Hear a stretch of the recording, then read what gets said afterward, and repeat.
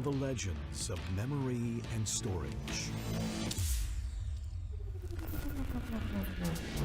Crucial brings you the ultimate performance in gaming. Legendary products. Precision engineered. For speed and stability. Crucial ballistics.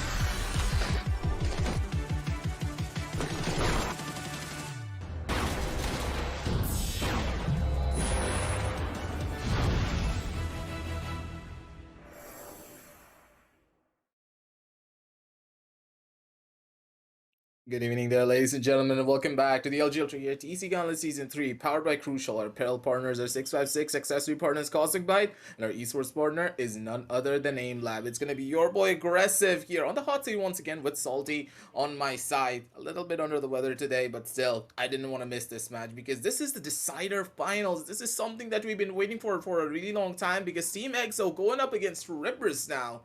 This is going to be one for the books. Gotta remember, Salty, that True Rippers, they were the ones to get taken down here to the lower brackets because of TEAMXO. They put up a really strong fight against them, but still, it was a loss on the third map, and TEAMXO were going to be the ones to take them down. It's their time to go in for that revenge story. They already played a match against one another in a previous tournament. That was really spicy, but will True Rippers be able to win this one out? That's the real question. They know the strats, they know what they really need to do, and they have practiced against one another already. So here on the Gauntlet, it's just another showdown for them. Will it be a proper revenge story for the side of True Rippers, or will TEAMXO get their own revenge story against Velocity in the grand finals? Well, nobody knows about that, Aggressive. I feel like it's just time that is going to tell us the story because the penultimate of the gauntlet has to be spice, and I'm pretty sure we're offered as much spice as we wanted. This is hot as well as spicy, all mashed up together because you mentioned it right. This is going to be a sort of a revenge story going on for Team True Rippers because they were beaten down by Team EXO. And to be very honest, the map pick, which we expect is going to be I feel like is going to be almost the same. There is going to be a similar storyline, and where if you think about it, Team Exo should have the edge, but Team Two Rippers, they've been through fire. We'll have a look at the MVP standings and we'll look how many players exactly are we going to see today from those top 4 players. Of course, no surprises there. Okay, we have some surprise actually. There are a lot of surprises we talked about. Deathmaker and Paradox, though, still retaining the top 2 positions just like usual. Deathmaker once again adding on to his tally of MVP standings. He's got 15 MVP standings now. He's still on to that 472 kills, almost reaching 500, closing in on Paradox. He's got 286 deaths and 59 assists, ACS of 304. It does not matter how many games this man plays, his ACS just keeps soaring higher and higher and higher. If you look at Paradox, though, this man is a different ball game altogether. He's got 539 kills, probably the most consistent and probably the most explosive player in the entirety of Gauntlet. He's got 445 deaths, 261 average combat score, pardon me for that, and an MVP of 9. I'm pretty sure the last 2 faces, number 3 and number 4, might surprise you because there's a change. Raw Fuel has made his entry from Team ENIGMA Gaming. Of course, ENIGMA Gaming is not in the competition anymore, but I feel like Raw Fuel's entry was upcoming. We expected this, and he deserves his position. He absolutely deserves his position. The kind of performance he has put up throughout the tournament has been absolutely incredible. But Excali in the number 4 position, I'm excited to see this man go all out. It's also very surprising and aggressive that we've got 2 players from Team EXO in very close proximity. Oh It's yeah, going to be that's true. Sai and Excali in the MVP standings. And when they go all out on their maps, I'm pretty sure it's going to be all bloody for Team True Rippers. But I hope that they can actually control that because they've got Paradox as well. They got Paradox, but at the same time, you gotta remember things are just gonna get a lot more spicier because the stakes are even higher than they ever were. You gotta remember, this is the decider finals. There are no more second chances. And as we head on down over towards the playoff brackets, we get a visual representation of what's at stake here. No more lower brackets, no nothing. 3 maps. That's all that stands between you heading on down over to that upper brackets towards the grand finals to face off against Velocity. EXO, they had a heartbreaking loss. Like, literally heartbreaking. We casted it.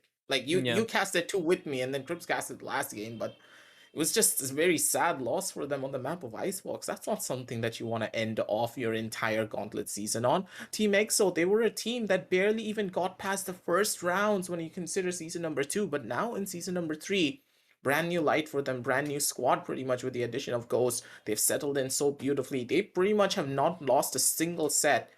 And knowing that, let's see if they're going to be able to push forward and finally be able to take that win against Velocity that have pretty much tarnished their own undefeated record.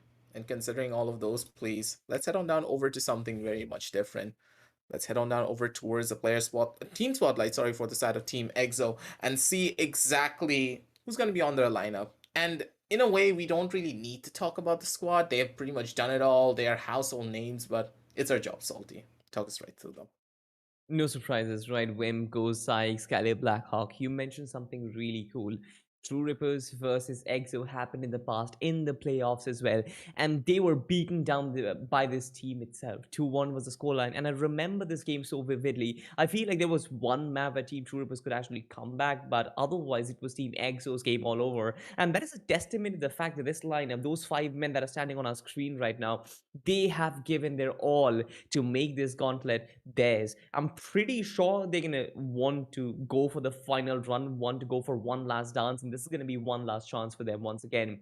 And considering the fact that this is going to be the decider finals, you mentioned it correctly, there are going to be no second chances. You win, you progress further, make it a rematch versus Velocity, get your own revenge story, or probably you are going down the drain. I mean, thinking about it, I feel like both the teams, both True Rippers as well as EXO, they've had an exceptional season. They've had an exceptional run throughout this season. They've got some amazing victories. They've got some I would say for EXO, they didn't really lose all that much, so I can't really say that they've got some hard-fought loss as well. But on the other camp, if you look at True Rippers, yeah, they had faced some tougher challenges, but they Ooh, yeah, still that's made true. it they made it through, right? So, like for True Rippers, a team that actually went on and completed this magic run, this has been a magic run for them because no one expected a team like True Rippers, even though they are like knocking into the T1 scene for a very long time right now. Expecting them to be in the top three teams of the competition like this was not really expected, but they made it through, right? And for them, this has been a dream run, and they want to continue this forward.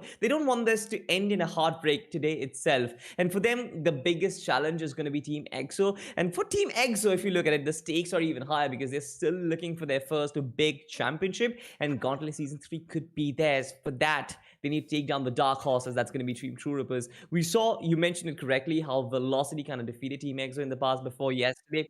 That is going to be a thing the Team EXO needs to worry about. But they don't need to worry about one thing. That is going to be one player just shining bright. We're talking about the player spotlight coming in Oh, from Team yes. EXO. Let's find out who that player is going to be. I expect it's going to be. I expect it's going to be Excali actually, or it can actually be Sai as well. Okay, okay, interesting. It's actually Ghost.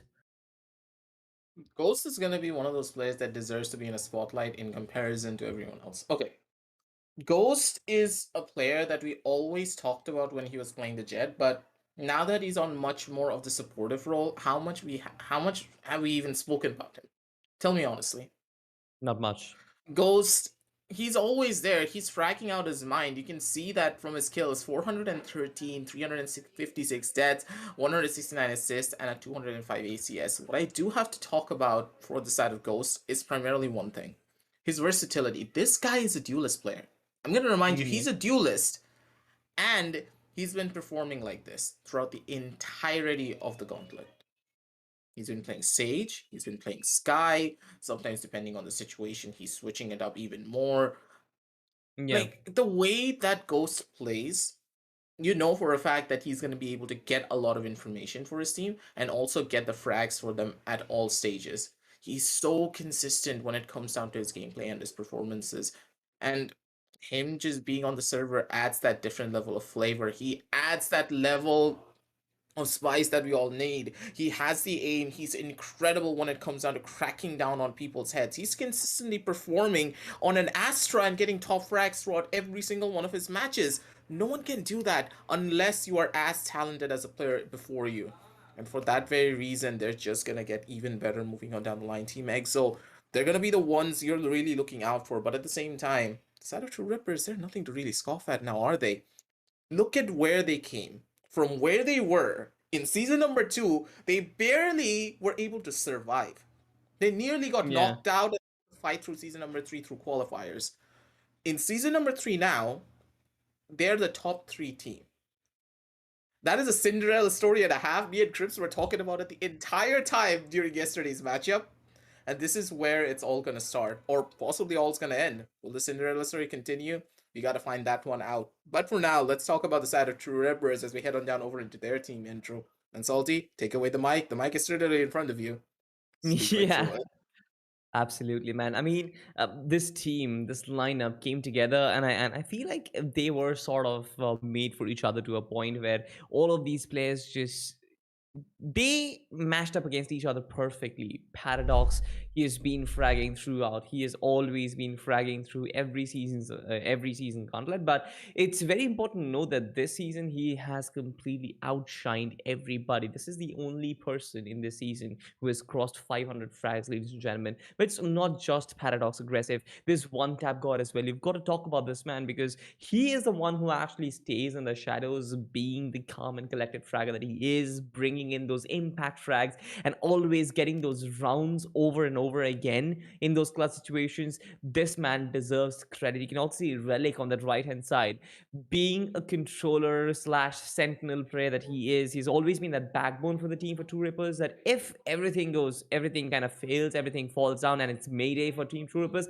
Relic is always there to kind of be that stable pillar for them, so that they can still actually push it through. They've got players like Master, they've got players like Crosshair who know what to do. Crosshair on his initiator, Master on his sentinel. They've always come together, gonna help them in a lot of different ways. And I feel like True Rippers, this has been, just like you mentioned, a Cinderella story, but this is no joke, or I would say this is no coincidence. They worked for it, and they actually deserve to be in this position. They were not gifted anything throughout the season at all. They That's had true. to fight through it. They had to fight through the playoffs as well, and they deserve their spot. They earned their spot, and this is no coincidence. And this is exactly what I expected, because this team had potential, and I knew it. But right now, they are actually living and fulfilling that potential, and maybe just maybe they can go all the way as well. I would hope to see them all the way. But talking about them, I feel like we've talked a lot about the unit, but we also need to focus on who actually is the most important cog in this wheel, the most important gear in this machine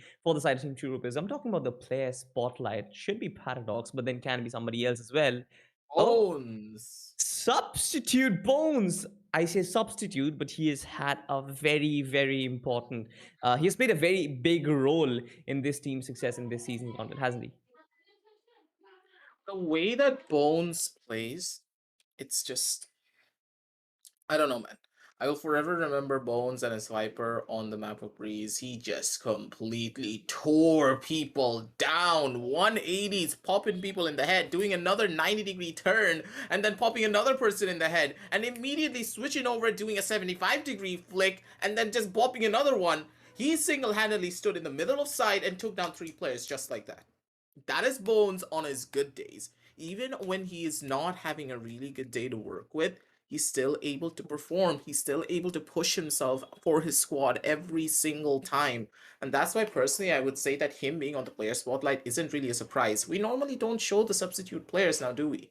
But No. Bones is one of those players that deserves this highlight because even though he is a substitute, he has been playing in multiple matches, and you can see it from his stats as well. Being on a Cypher and being able to get a 223 kill margin with the 297 deaths, it's nothing to scoff at. Yes, he's not having the biggest of impacts, but when he's on the server, he's having a lot of impact. The way he gathers information, the way he gains space, the way he's able to anchor on a site, he just gets 2 kills and he's dead. He doesn't need to Yeah. get anything more than that. And normally, Bones, he's always the one to take first initial contact, or he's the person to take last contact. So, in a way, this is a person that you can always rely on. These are the type of Cypher players that you know will be able to lift your team up in the most dire of situations. They don't need to frag out of their minds every single game, go and get top frags like players like Helef or even Lightning Fast, or let's just say, what do you want to call it? RVK. Yeah. Like, these are the players that normally just always top frag in your games even when they're on a Sentinel. But Bones, he doesn't need to do something like that. He knows that Paradox is there. He knows that a player like Masters is there to always perform. He just needs to be there as that support role so that he can enable them as much as possible and get their trades if they get a little bit too over ambitious, because you know how Paradox is. He Yeah. likes to go in with style and sometimes die with style as well. Absolutely. I feel like it's really important for you to fulfill your responsibility, and Bones, he does that, right? And what more do you want from a player? For sure, a lot of players, they don't really have to track out the month, just like you said, right? It's not important. It's not important for everybody to get kills. It's important for one guy to get kills, and the rest of the players just follow up, and they do the rest of the thing. They do the cleaning up. They do the scavenging that is required off of them. And I feel like Bones does that almost perfectly. And we talked about it. We generally don't talk about substitute players, but I feel like Bones has had a very, He very big deserves it. impact. He deserves, he exactly deserves. But again, we've talked about it. Team True Rippers, this has not been luck for them. This has been performance, this has been grind, this has been hard work. And right now, the penultimate day of the Gauntlet Season 3, I kind of am sad, a little bit aggressive, because it's coming to an end. Once again, we have Season 4 in store. So that's kind of a good thing. But I really, really don't want Season 3, because you look at the storyline, look at how the groups were formed. There was a group of dead, there was one group of underdogs. The underdogs came up. FSESPORTS, Weird Esports coming into the playoffs. This was really surprising, but also kind of a happy surprise, to be honest, because everybody wants new underdog stories. And I feel like True Rippers has also kind of been that Cinderella story as well, Yeah, that's true. which can potentially continue on this day. But of course, EXO is going to be that Goliath standing in front of David of Team True Rippers. And EXO, considering the fact that we saw how they lost against Velocity, I feel like they are more warmed up than True Rippers are, because they literally played one of the best teams in the country, one of the best teams in the region, and they Yep. are more conditioned to a lot of different play styles at this point. True Rippers, they've really got to work hard on their strats. They've really got to work hard on what they exactly want to pull through. we need to talk about the map veto as well, because that is where exactly the fight is going to happen. That is how these teams are going to plan out their attacks. Let's have a look at the map veto, ladies and gentlemen, and decide, or rather talk about what we expect. Now, this map veto, I had it, I saw it previously as well. No surprises, aggressive, literally no Let's say surprises, because you know this, right? Team EXO, they will play Spade. Team True Rippers, they will play Haven, and Decider is always going to be Ascent. Now, basically, both the teams, they're literally invincible when when it comes to the individual map picks. I'm pretty sure we won't see a Uno reverse card being thrown into that trajectory, that True Rippers coming out on top on the map of Split and EXO coming on top of Haven. I'm pretty sure EXO can play good on Haven as well, and True Rippers, they're also good on Split. So it potentially can happen, but then it's sort of like a 70-30 chance that both the teams are going to win their map picks. On the map of Ascend, though, Team EXO, they should reign supreme because they're really aggressive in that manner. But I want to know what are your thoughts. Like, is there any surprise that you can see from the three maps, or and is there anything that you can probably think that is not going to go the way we think it will be? I think the map of Ascend is a little bit of a coin toss because both Team Okay. EXO and True Rippers, they're really strong and potent on the map. Plus, the map really is a puggish style map, so in a way, can you really rely on the strategic aspects that Team EXO have on their side? Because True Rippers, what do they like to do? They like to go in for raw aim duels at all times, and those aim duels sometimes go in the favor of their side a little bit more because of how much confidence they do have. Team EXO, yeah, of course, they are a really aggressive team. They are built upon the aggression, and they know exactly what they really want to do every single time. But that's the thing here. EXO going on towards that first initial map, they're gonna have a pretty rough time in general to try and take Yeah. down True Rippers, primarily due to the fact that True Rippers, they pretty much thrive in close range engagements now, don't they? The Yeah. closer the fights are, the more deadlier this team gets. And hey, Paradox, he likes to play it cheeky. He likes to take those risks. And sometimes those risks are what gives you rounds. And on Split, you can take a lot of risky plays and you can actually get away with it because corners exist pretty much in every nook and cranny. You go around one corner and there are like three different corners straight in front of you. And you're like, which angle should I check first? Should I check Yeah. here? Should I check here? You don't check the third angle and you walk forward and someone's sitting at that third angle. And then you're like, I should have All checked right. it. I should have done Ex- it. But Bra come moment. on, dude.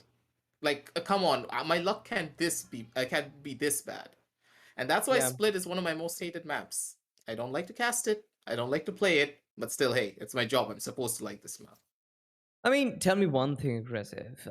Recently in the past, Team EXO, they've played Split quite a lot. They've played Split probably every single series that they've played, They and lost the velocity it's on this map, though. exactly, that's my point, right? I was coming to the situation that Team EXO, their strategy is basically out there. Teams can study them, and lately in the past few games, even though they did manage to win their map of Split, Velocity, it did not happen. Velocity got their victory on the map of Split. Team EXO, they also struggled a little bit against a multitude of oppositions on the map of Split, but they still managed to kind of pull that victory right at the brink of death.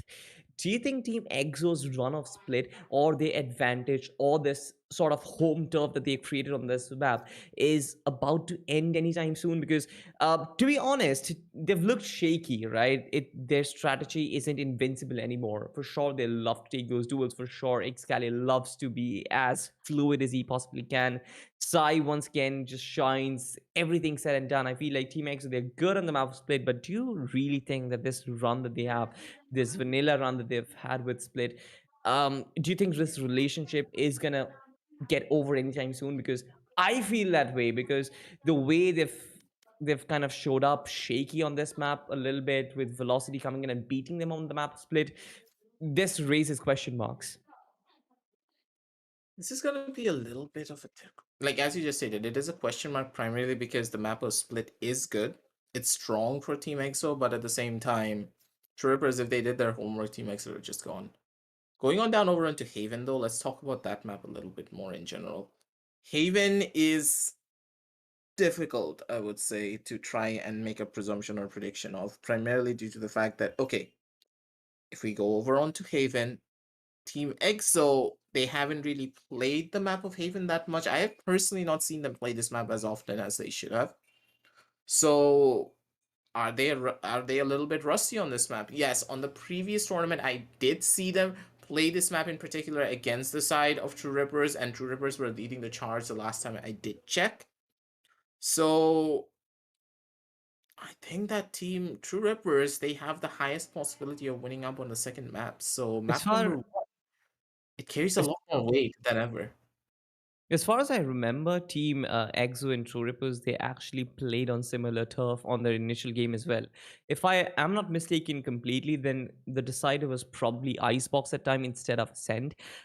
Split was as usual won by EXO. True Rippers, they completely dominated Haven. It actually could have been Ascent on the third map as well. I don't remember exactly, but then EXO completely bulldozed Team True Rippers on that map as well. So I mean, for Team True Rippers, Haven is always a home turf, right? Every single best of three series, they love playing on this map. They've played against a multitude of opposition and they've beat them on this map as well. They probably beat the likes of Exploit as well on this map. And I'm pretty sure they know the nooks and crannies on the map of Haven. But Split is sort of a really big question mark because True Rippers, I'm pretty sure they know how to play this map, and I'm pretty sure they will be able to kind of funnel Team EXO into a corner and channelize them to kind of unleash their true potential.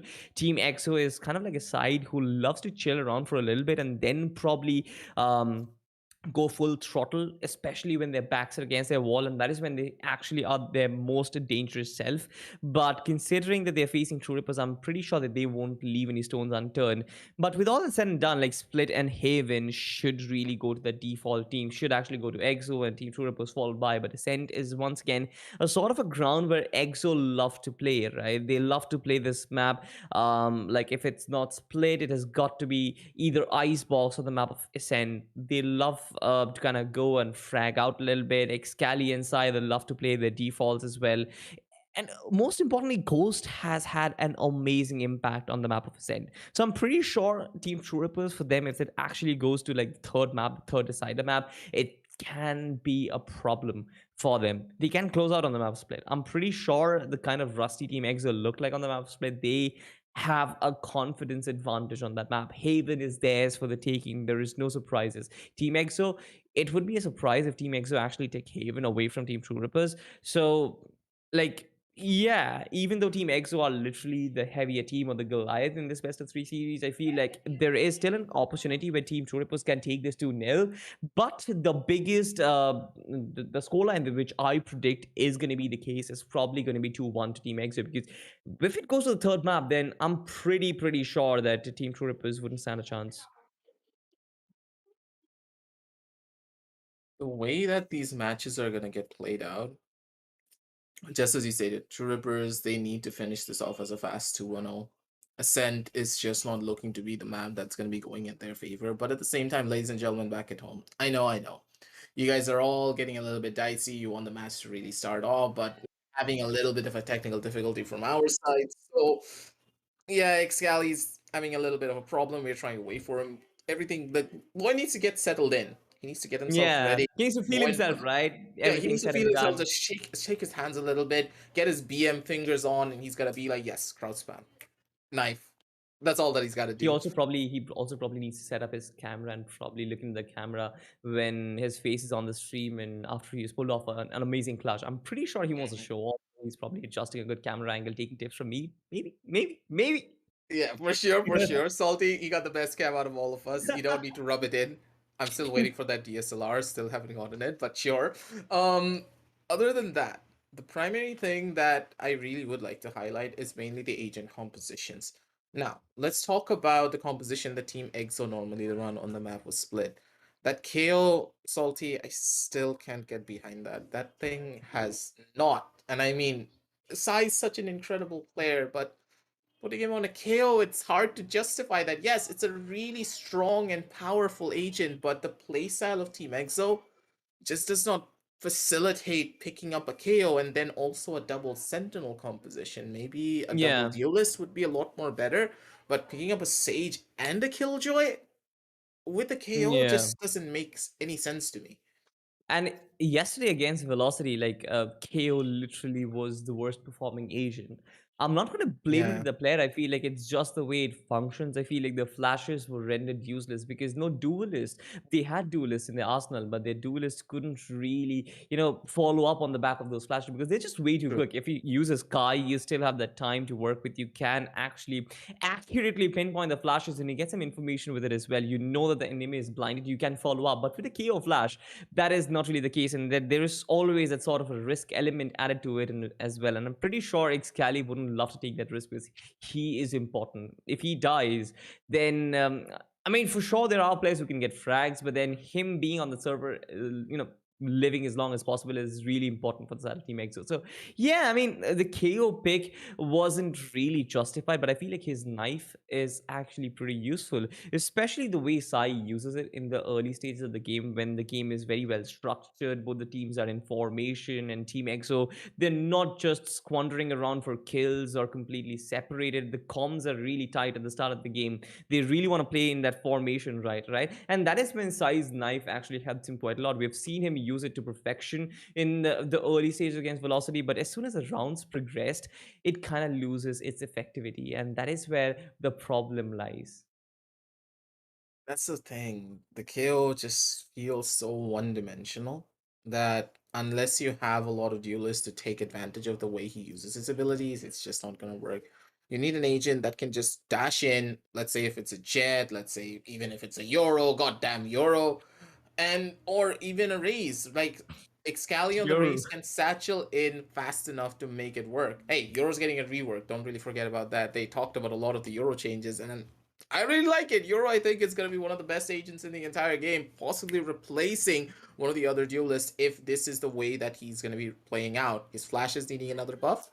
Could just be really spicy. I recommend everyone at chat, if you're just waiting here, put up another tab and check out all of the Euro changes as well from the sidelines, because I'm really excited for all of those. But for now, at least, the main thing that we really want to see is a little bit of a switch up, but at the same time, it's TEAMXO. They haven't really tested out new strategies, and I don't think they're gonna get a little bit too spicy here for now, at least. They don't want to take those dangerous as much as possible. But hey, the agent selections are gonna get pepped up and ready soon enough, ladies and gentlemen. We're gonna be pressing the start game button. Everyone's gonna be loading back in, and I'm really excited to see.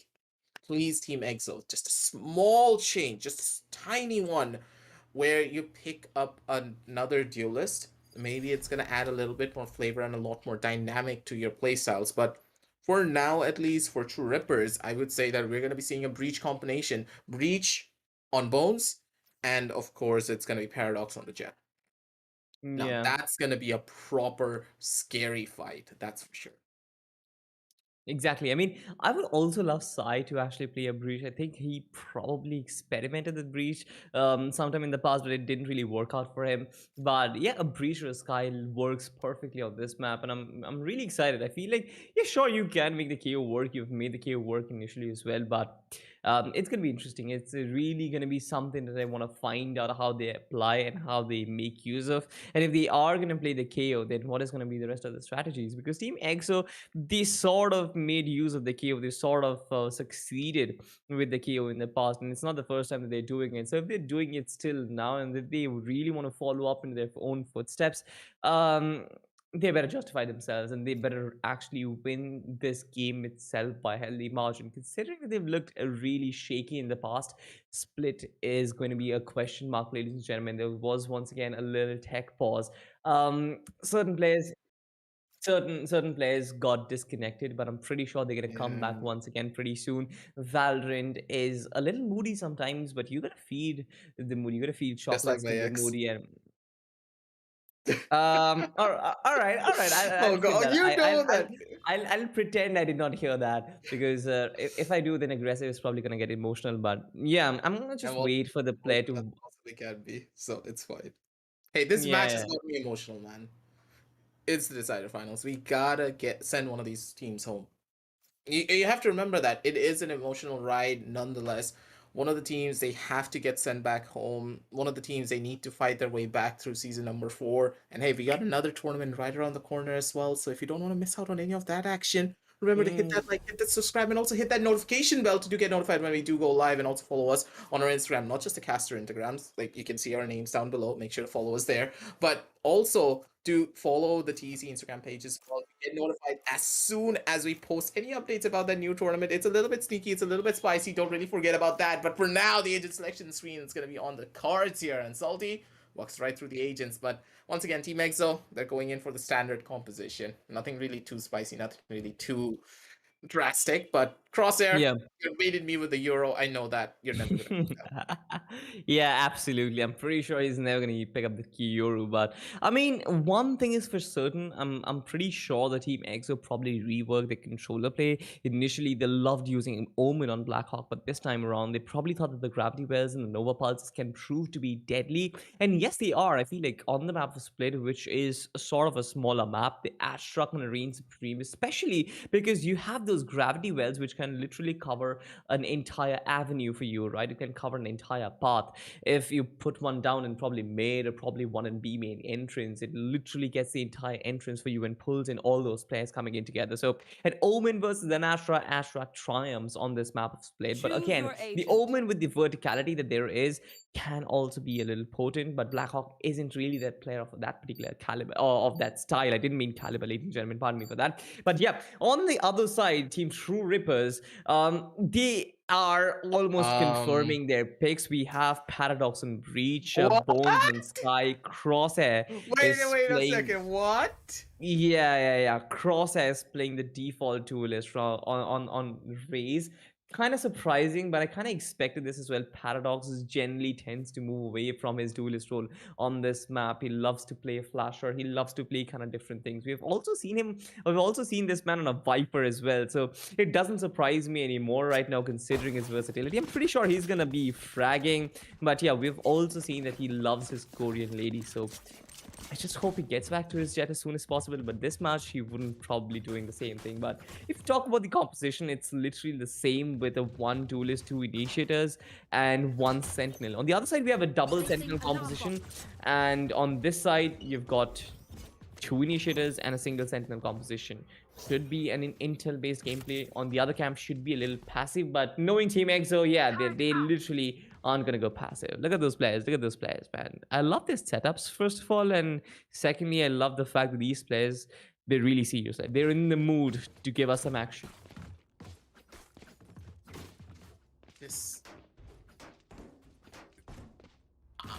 I'm still in a state of utter shock. How do I react to Paradox picking up a Breach when they already have a Sky? And both of them were hovering the agent, mind you. Yeah. So I'm scared. Oh! The next Scally, he has me even more scared. What were those 2 shots, man? The next Scally, I don't know. On fire. Certainly TEAMXO is. Wimp, Psy, Ghost, all of them coming together. It's a flawless victory in a matter of seconds. They finish up, they clean up the entirety of Team True Rippers and wipe the floor with them. This was utter chaos, but amidst that chaos, it was destruction as well. I'm really excited to find out what TEAMXO has in store, to be honest, because Team True Rippers had no answer to the questions posed by them ex-Kali, just blast packing his way towards Rams, taking 2 players down in a matter of seconds with the Ghost. That wasn't even a spray transfer. That was literally clicking heads, 1 tap and then another tap. 2 skulls broken. Flashes coming out. Bones will be pushed back. You can see that TEAMXO, they really want to make this quick. No funny business, no monkey business. This should be fast and aggressive. Blackhawk is in a position. Can he hold them back? Gets 1. Vim gets another one on the B side. Bones is down. The B side is completely left open. But Crosshair finds 1 back. He stabilizes the team for a little bit. But 3v3 right now should be interesting. Kali has to play a very crucial role. Needs to take down the player on B heaven, but also needs to worry about players coming in from the backside or probably in mid. No knife. No knives. No disrespect, ladies and gentlemen. It's the decider finals. But yeah, hey, I mean, Scally did knife a guy pretty much yesterday. Right away, he's got absolutely butchered. That's right to Ace, but that's his former mate. I'm pretty sure there's a friendly banter going on. But Wimp owning Paradox in the situation. Only Master survives. Eventually is going to find a crosshair of Excali, but no. It's the other way around. It's a vice versa. Master finding the frag with the classic can actually pick up the Spectre, but eventually Ghost is going to be there to clean him up. 2 rounds for Team EXO. The second one was sort of expensive, made expensive by Team True Rippers, and I feel like they've done justice to themselves because now Team EXO, they've got to reinvest into those weapons. Team True Rippers, on the other hand, they will buy big guns and come back with guns blazing, but I feel like the second round was a much better comeback as compared to the first one, because in the first one they got completely owned aggressive. And now you can pretty much see that positionally they're not in the best of states, but I digress, it's fine. It's 0-2, you pretty much never win out on the eco rounds if you're not able to get that perfect start and get that perfect push immediately. Oh no. But for now, it's gonna be Oh my necessary to God. possibly take down a couple. They have the flashes, they have the utility, but a lot of counter utility is also being given. Not really a lot of space being covered, but still, Excali is going in for a push. This is not looking good for them. Bones is the only one who is actually holding this position. Cross has given up. Now Bones falling back as well, moving towards Rafters. He does win the duel against Sai, but there is nobody else. Most of the players, Excali as well as I believe it was Ghost, who made their way towards Vent. So now they've not really lost control of B Heavens, but they've also kind of given away a duelist as well. A duel as well. 3v5 should be a little difficult, should be a little dicey for Team EXO, but they need to find the frags, and I'm pretty sure Excali should be in position. Ghost finds one, Excali finds another, finds 2 for himself. Nice one. 3v2 right now. Team EXO, they actually bring it back. Once again, a blast back. A pain shell comes through as well. Pre-fire does get the better of him, but the third kill coming in from Excali with the pain shell. This is not Relic though. And Ashraf, can he possibly put it back? Now, his position is unknown, right? He can work with his stars, but he only has 1. He's got weapons at least, that's for sure.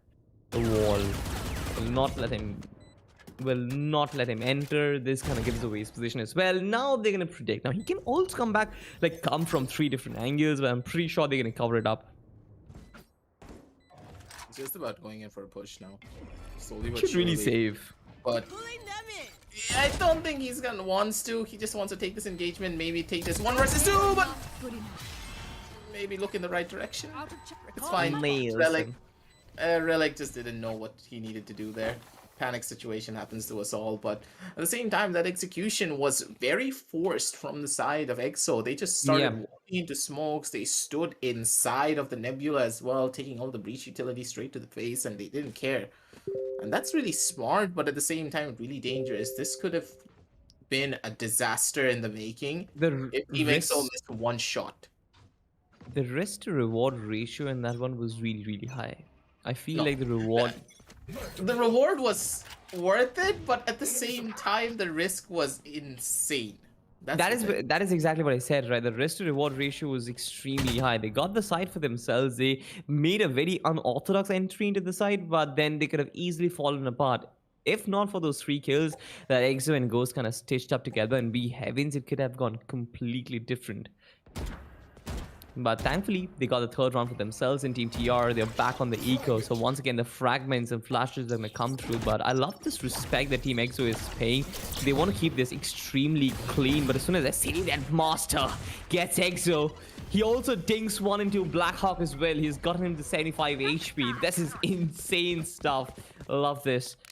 To the woodworks, they've made their way towards mid. They've got that control as well, but the spike is nowhere near. So even if they get that map control in real estate, they wouldn't be able to use it to perfection. 1 death towards the A side basically means they've dropped 1 gun, and I'm pretty sure that Team TR, all that they're going to be looking at right now is probably going to be another kill, or at best 2 more kills, so that they can actually hurt the economy from the other team. All comes down to this final late push, final third of the round, I must say, because 30 seconds or rather 20 seconds on the clock, and they're huddling outside this 8 territory. Instead, Ghost has actually made his way in, and Crosshair is unaware of his positioning. Flashes does come through, but I feel like he can get some kills over there. Wimp with his turret finds Master. Crosshair finds the first one on the Blackhawk, who's completely unaware of his position. Second! No time! Oh, no. Just run! Oh just my run! God! Just run! What? Blackhawk, you didn't clear the Blackhawk site, man. He didn't clear back on His side. He was running teammates are forward gonna with be the knife. screaming at him. His teammates are gonna be screaming. Look at Excali, man. I'm pretty sure he's disappointed at this point because that was their round. They kind of delayed the push a little too late, that's for sure. But Blackhawk, yeah, completely unaware of the position, and for Crosshair they did win that round. That was a really important 50 round, and now they've got cash to work with as well. But TEAMXO, they're fine. I feel like they've conceded the first round. They really wanted momentum on their side, but Team True Rippers put a halt on that. But thankfully they've got the money to buy for further rounds as well. The lockdown is in position, the flashes come through. They really want to delay this push that is impending, but I'm pretty sure with one defender in the B side it's going to be really problematic. They've just positioned Relic in that place, and he's going to be owned if this lockdown as well as the nanoswarms come through. This cross in position, Paradox come through as well. Excali gets Bones taken down as well. Team X, so they make their way towards Heavens. Nice one. Paradox comes through as well, gets 2 frags, and now the Rolling Thunder is ready. It comes through. The showstopper not really doing anything. Paradox finds his third kill. This man is absolutely feeding himself. Relic finds another one. Team EXO, they've been broken apart completely. Paradox finds a squad, and this man... Is he a reach or a jet? I ought to know. What the hell was this that? This man comes in as reinforcement, but is an absolute tank of a person, as an absolute tank of a player right there, because he comes in from mid and from the A side. I probably think he comes in to his rescue. He finds the first frag, finds the second frag as well. Excali kind of thankful to the showstopper that did not hit him, but then he hit back in style. Finds a flying Excali, adds 2 more to his tally as well, and then there's a Rolling Thunder. What can he potentially do? There's a Breach doing all the heavy lifting out there. Breach is just an immediate push out for their side, and Paradox. A little bit too over ambitious. Ghost? Why? No, 1 second. He had his own flash. He didn't use his own flash to go in for a peek. He's a Sky's flash, but... I understand, but he has his own flash. He needs to double flash this because the sky flashes are dodgeable. Yeah, true. Absolutely true. Dude, that's a painful situation. Costly mistake. Costly mistake right there. But Team EXO, they're kind of rethinking about their strategy. They've got a frag towards mid. They can easily make their entry towards a B Heavens territory, but they're not going to take this duel against the Sky. Instead, they're going to force the issue towards the A side, where there is a lump of KJ agility. You can see the fragment coming through as well. Will push back Master, but Master finds one. Crosshair finds another one. Excali does get it back though, but it's still a 3v3 on the side with the Sheriff. Bones yet to make his entry. The Nebula is going to dissipate. Here it comes, the showstopper. Yet to find players. Bones finds one towards elbow. Crosshair puts a final nail in the coffin. Takes down Wimp with the showstopper. Finds Sai. And the pain shell out of the stadium. That's a statement right there. It's just Crosshair doing Crosshair things. They knew exactly what EXO were thinking. EXO were like, oh, maybe we can go in for another fast rush down towards that A side. Maybe it's going to work out, but no. This time around, now that the guns are in the hands of the side of True Rippers, they're not going to be taking any form of a risk when it comes down to giving away map control towards EXO. As soon as they give away that map control, EXO, they start pushing in using their nebulas, and they get into the most awkwardest of positions that allows them to go in for those type of engagements that you saw when it came down over towards that 3rd round, giving them that advantage. Now that TR know this, now that they have broken Team EXO by winning out on a very good thrifty round, EXO, they're making mistakes. They're trying to be over aggressive. They're trying the same strategies that they did 2 rounds previous. That's what's really costing them here. They need to find that proper positioning, but Excali finds a freebie for himself. Paradox, he gave away control of Vents way too early. And when he tried to regain it, he's gonna pay the ultimate price for it with his own life. That's gonna be 1 kill. And already, True Rippers, they're not looking that good here. Because Paradox, without those flashes, it's not good. Yeah, absolutely. Ghost finds another one. Easy casualties for Team True Rippers. Ghost, as well as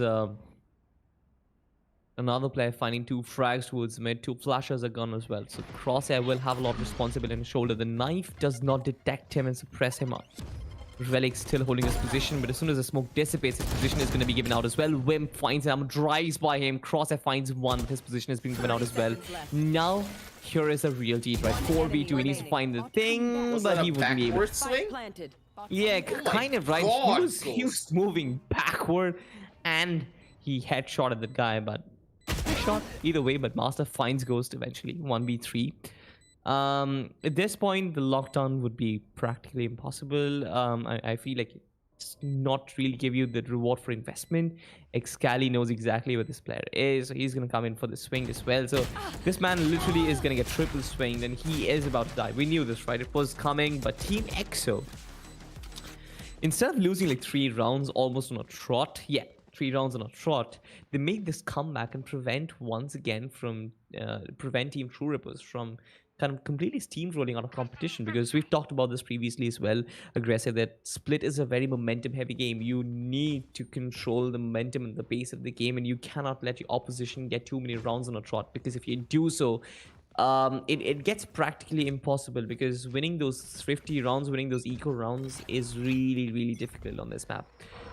So a very important round for TEAMXO, but most importantly, I really want to see how they react upon this, because the approach is still the same. They've got that position that presents towards mid. They're still trying to get that real estate, but Relic this time is holding down Heavens. They've got the flashes of Paradox, but Paradox is playing a deeper angle. Now I like this, because Paradox in those 2 rounds where they lost was losing to these very early duels. Flashes come through as well, White Swing and Crosshair, rest in peace.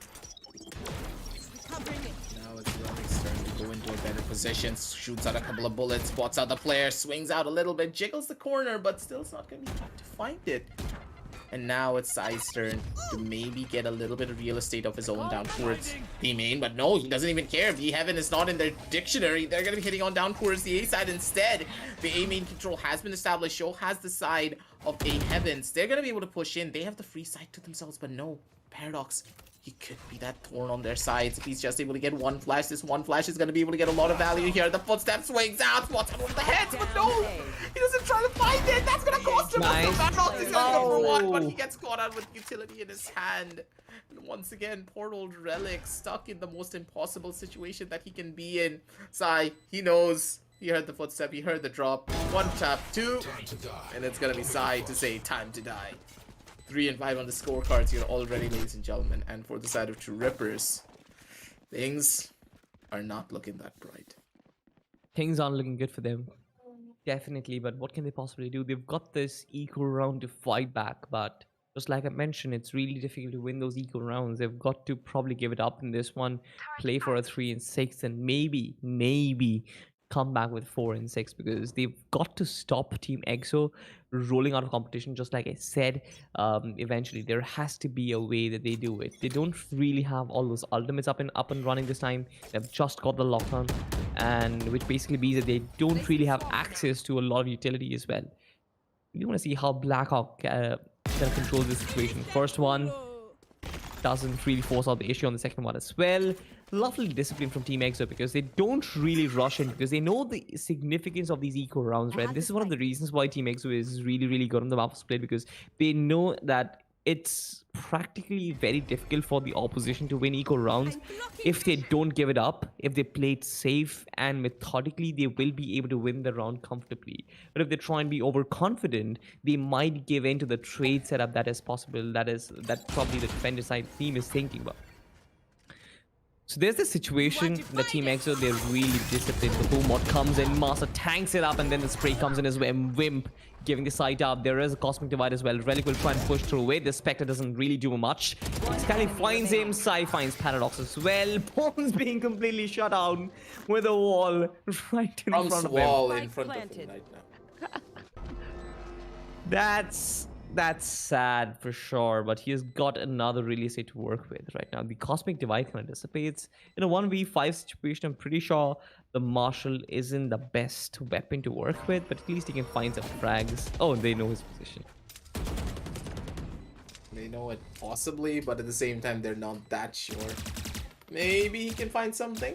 Blackhawk going in for a couple of pop shots of his own. One left, one right. Blackhawk is kind of close, but not that close at the same time. Maybe just 1 kill. But Blackhawk's going to be the one to finally find that. He was trying to play a little bit of a whack-a-mole where you try to, you know, predict where the mole's going to pop up. He's not going to be able to find it, but as soon as it does show up, whack. Just bonk it on the head with that Spectrum Phantom in his hand. 3 and 6 on the scorecards, and with that, another round going in the favor of the side of TEAMXO.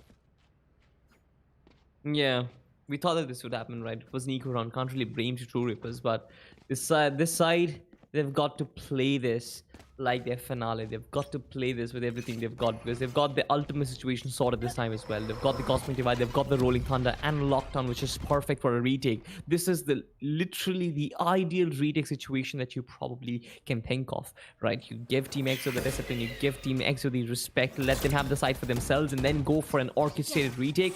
That can probably help them through. The boom bot does not spot Crosshair, but Ghost finds one onto Relic. Crosshair brings it back, tries to go for a second one, but then Wim is there. Bones kind of stabilizes that, but the flash is going to delay the impending push that is coming. It's 3v3 right now. Things get really interesting from this point. There's another interesting duel. Blackhawk finds the better of Paradox, but tanking a lot of that damage. 11 HP for this man. The null command hasn't been activated yet. Neither has been the lockdowns. It has been an absolute brawl in mid and an absolute graveyard. They still find a way to survive. Team EXO on the right end of those duels. They still want to try and hit the B side, but a KJ utility dump can be a problem. You should run. Slow and steady wins the race. Push is coming on down through as well. Masters, he's on the top end of it, but he can't stay in it now, can 30 he? seconds left. I have to say that this double lockdown, the double ultimate strategy worked out so beautifully for them. Psy popped his own ultimate and they just both rushing down over into that side with that Killjoy lockdown. They have no way of trying to even stop an impending push now, do they? They're gonna get caught out. They're gonna get put in the worst possible spot. And with side control already established, Bones, he needs to bring in a lot of pain and a lot of hurt. He does have the Trailblazer to work with, and it is going to be the reverse lockdown being placed as well here. But the reverse lockdown's not really going to be able to get a lot of value. Web's going to be good for one. Blackhawk from the sideline is going to be the thing that shuts down Master instead. 3 and 7 on the scorecards, and a really strong lead going in the favor of Team EXO. Now they're at this 3 and 7 scoreline, being able to get a lot of value out of this composition in general. And I personally do believe a double initiator composition on the map of Split, it's just, I don't know how to put it. How do you want to put it, Salty? I can't find the proper words for this one. Me neither. Me neither. It's, let's say, interesting. Possibly. Possibly, man. We move on to a really important round because this kind of dictates the pace of the game right now. Flashes come through as well. Team EXO, they're trying to make their way in. Bones letting them mid-room, but can he potentially come back and strike back as well? Blackhawk once again trying to be the guardian angel of the A side, preventing that backstab coming through. Bones finds one. Interesting, but then again, the utility kind of pops in a kill. Seekers come through as well. 3v3, no real estate possibly. They've got the B side for themselves, but the spike is actually traveling back. I don't really understand this. From the sidelines, pushing in from the back. Look at Crosshair. Crosshair's right on the left side, but no!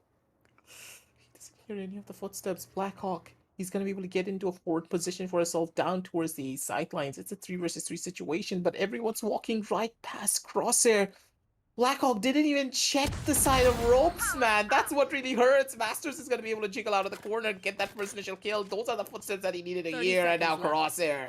He's going to be the true Jack the Ripper. Spots out the head of Wim, just taking the lead off his shoulders. Insult to injury. That's going to be one. And Relic's going to be the thing that shuts down Blackhawk as well. 4 and 7, possibility of 5 and 7 right around the corner.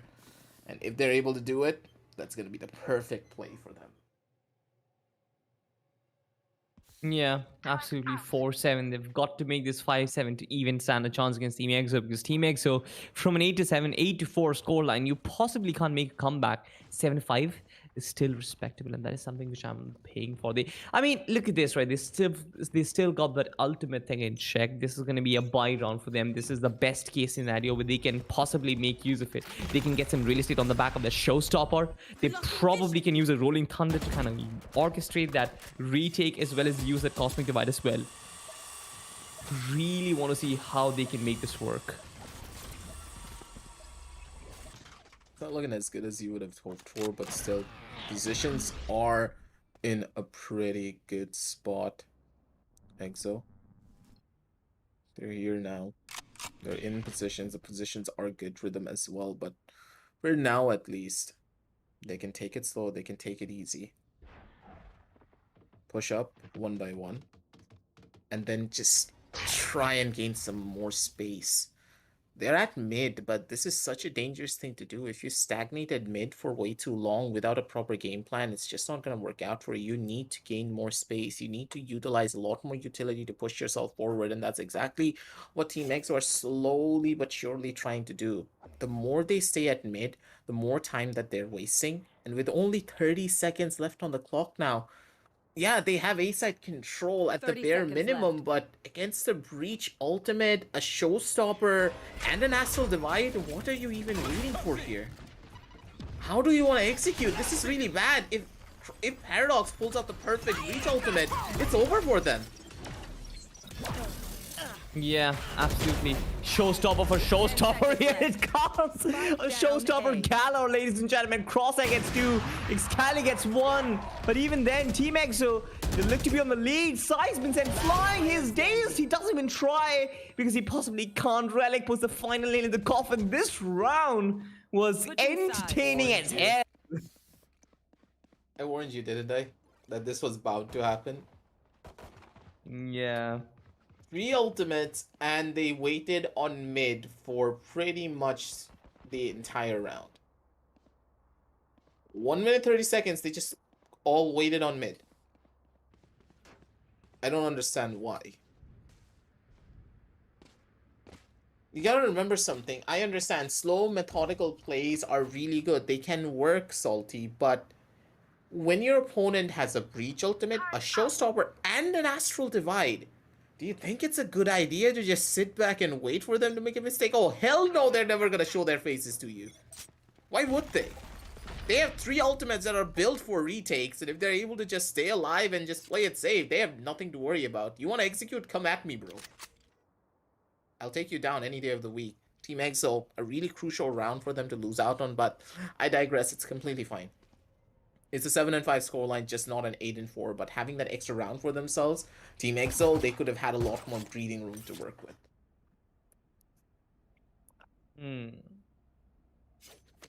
Blackhawk just waiting his position. Look at Team TrueRip. There's 4 of them in garage just waiting for the opportunity. The read from Team EXO is actually good. If Excali kind of stays disguised in this position, not give his position away, I'm pretty sure it can be good. The gravity well coupled with Excali make one casualty. The pain shell tanked a lot of damage on the crosshair. Now this is interesting because now Team TrueRip, they've got to make a decision. They can either force the issue towards the B side or they can move towards the A side. They've got 40 seconds on the clock. They don't really have enough time to waste. They've got to make a quick decision. What is it going to be? 30 seconds. No mid presence as well. No real estate. Absolutely. Left. Still trying to pressure towards that B side. Another Nebula coming through. The pain shell will push him back eventually. The flushes as well as kills. Cause problems. Blackhawk, Excali, all of these players just find these kills comfortably. Paradox finds 3 of his own. Makes it a 1v2. It's going to be an ace clutch. 10 seconds. His ability has been suppressed though. 14 HP, 7 seconds. He will go for the plant, but it is when there's going to be one swinging. Yeah. My God, Paradox. Please. Please, man. Please. Calm down. Take it slow. Take it steady. You're not supposed to go that fast, man. Oh my God. Those shots were so good. Just look at this man. He just casually tapped into existence out here.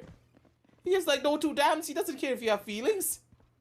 Imagine I mean, he's like, 2021. he's like, okay, bonk bonk for the classic, bonk bonk for the classic, bonk bonk for the classic. Like that's basically it.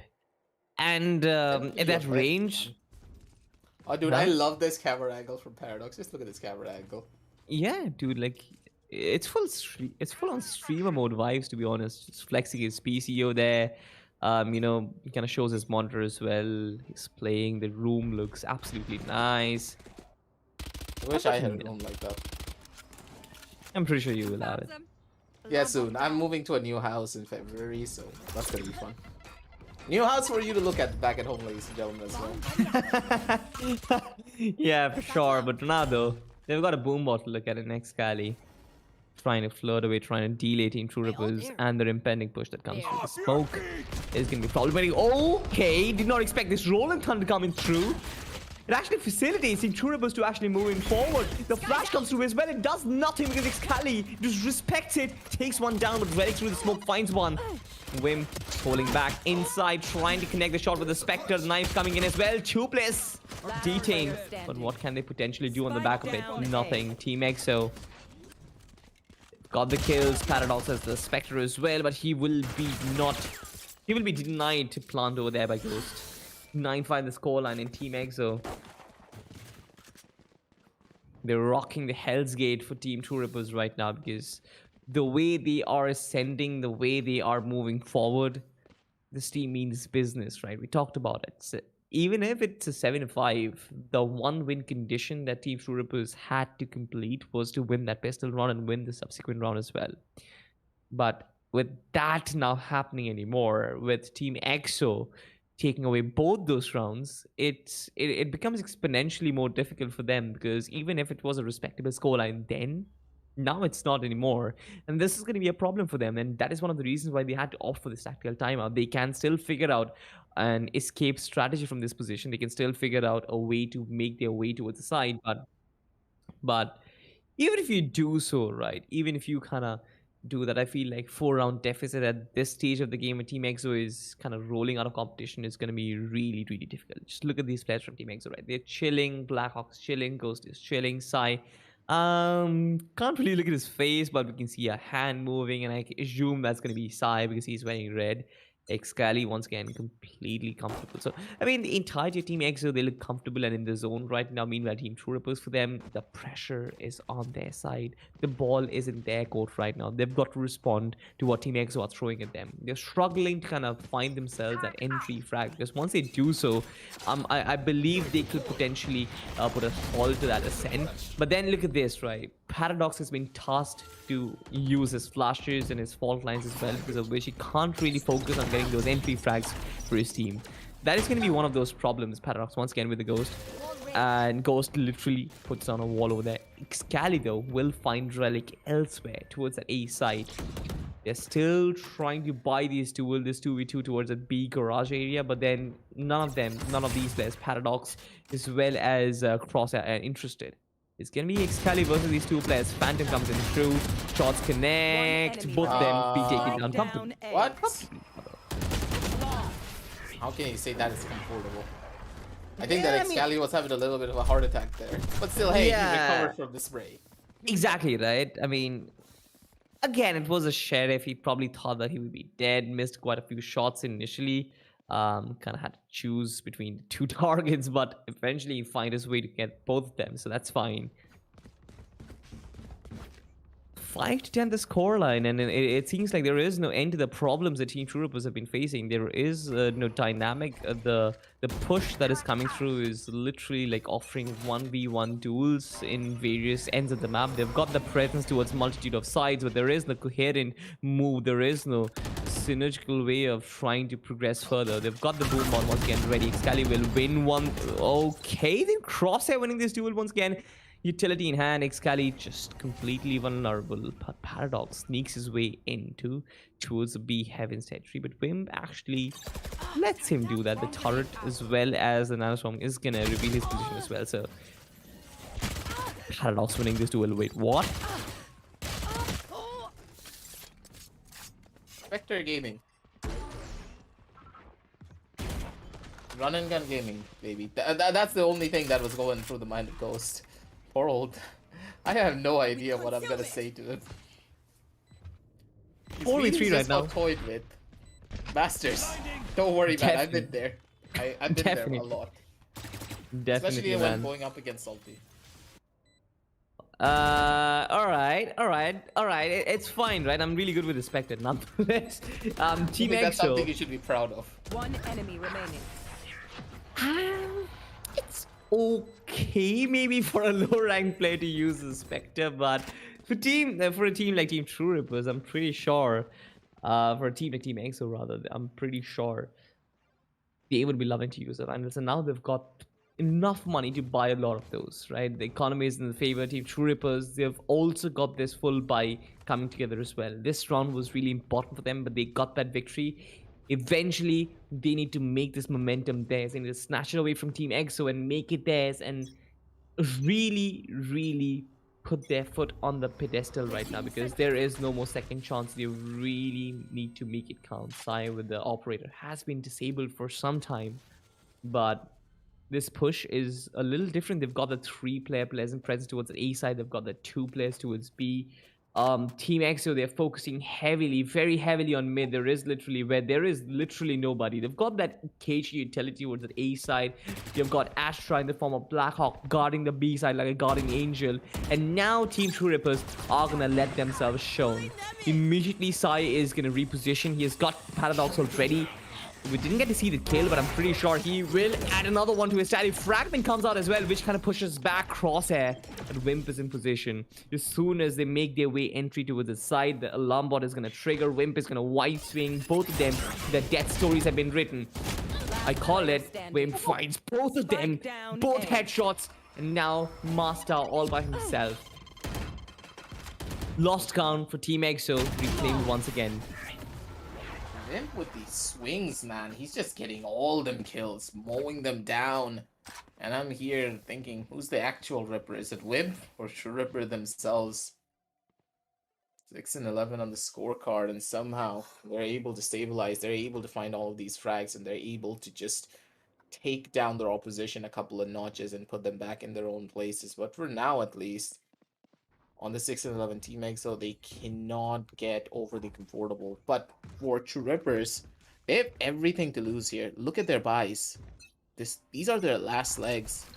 If they lose here, they're done. They have nothing to work with in the following round. Yeah. Flashes come through. Team True Rippers really want to make this push work. Ghost in a very obnoxious angle will try and make it to use his advantage, and yes, he does. Takes down Master. That's nice. Crosshair starting to make his entry towards the side. The Flash isn't going to do much, but the Nebula comes through as well. Kind of prevents a push for a little bit. 3 players towards that mid. They've got that control, but the spike is still deep outside B. Paradox taking down Wimp is going to be a really key important event in this figure. Paradox takes down Ghost as well. 2 frags for this man already, and he cleans up the B side all for his teammates, and they start funneling in. What can TEAMXO do in this retake potentially? The spike is going to go down. Blackhawk is just waiting for these players to spot. But wait, what was that? He kind of peeked out at he kind of moved out of the peak at the wrong time. My mind is buzzing right now looking at what just happened. But okay. Hakuna Matata. Hakuna Matata. Excali finds Crosshair. At least that's 1 player down. He stabilizes things for a little bit. They really want to play this through, right? 3 players in not so good post-round positions. They've got a nice decent crossfire. But if Excali comes in with a showstopper chasing them, I'm pretty sure he will be able to kind of dismantle that. There's the blast pack, but Relic puts a nail in the coffin for Excali. Sai would really want to save his operator because he needs to. Pretty sure economy in the next round wouldn't be that easy for them. Or it actually will be. He's just gonna run on away down towards the other sideline.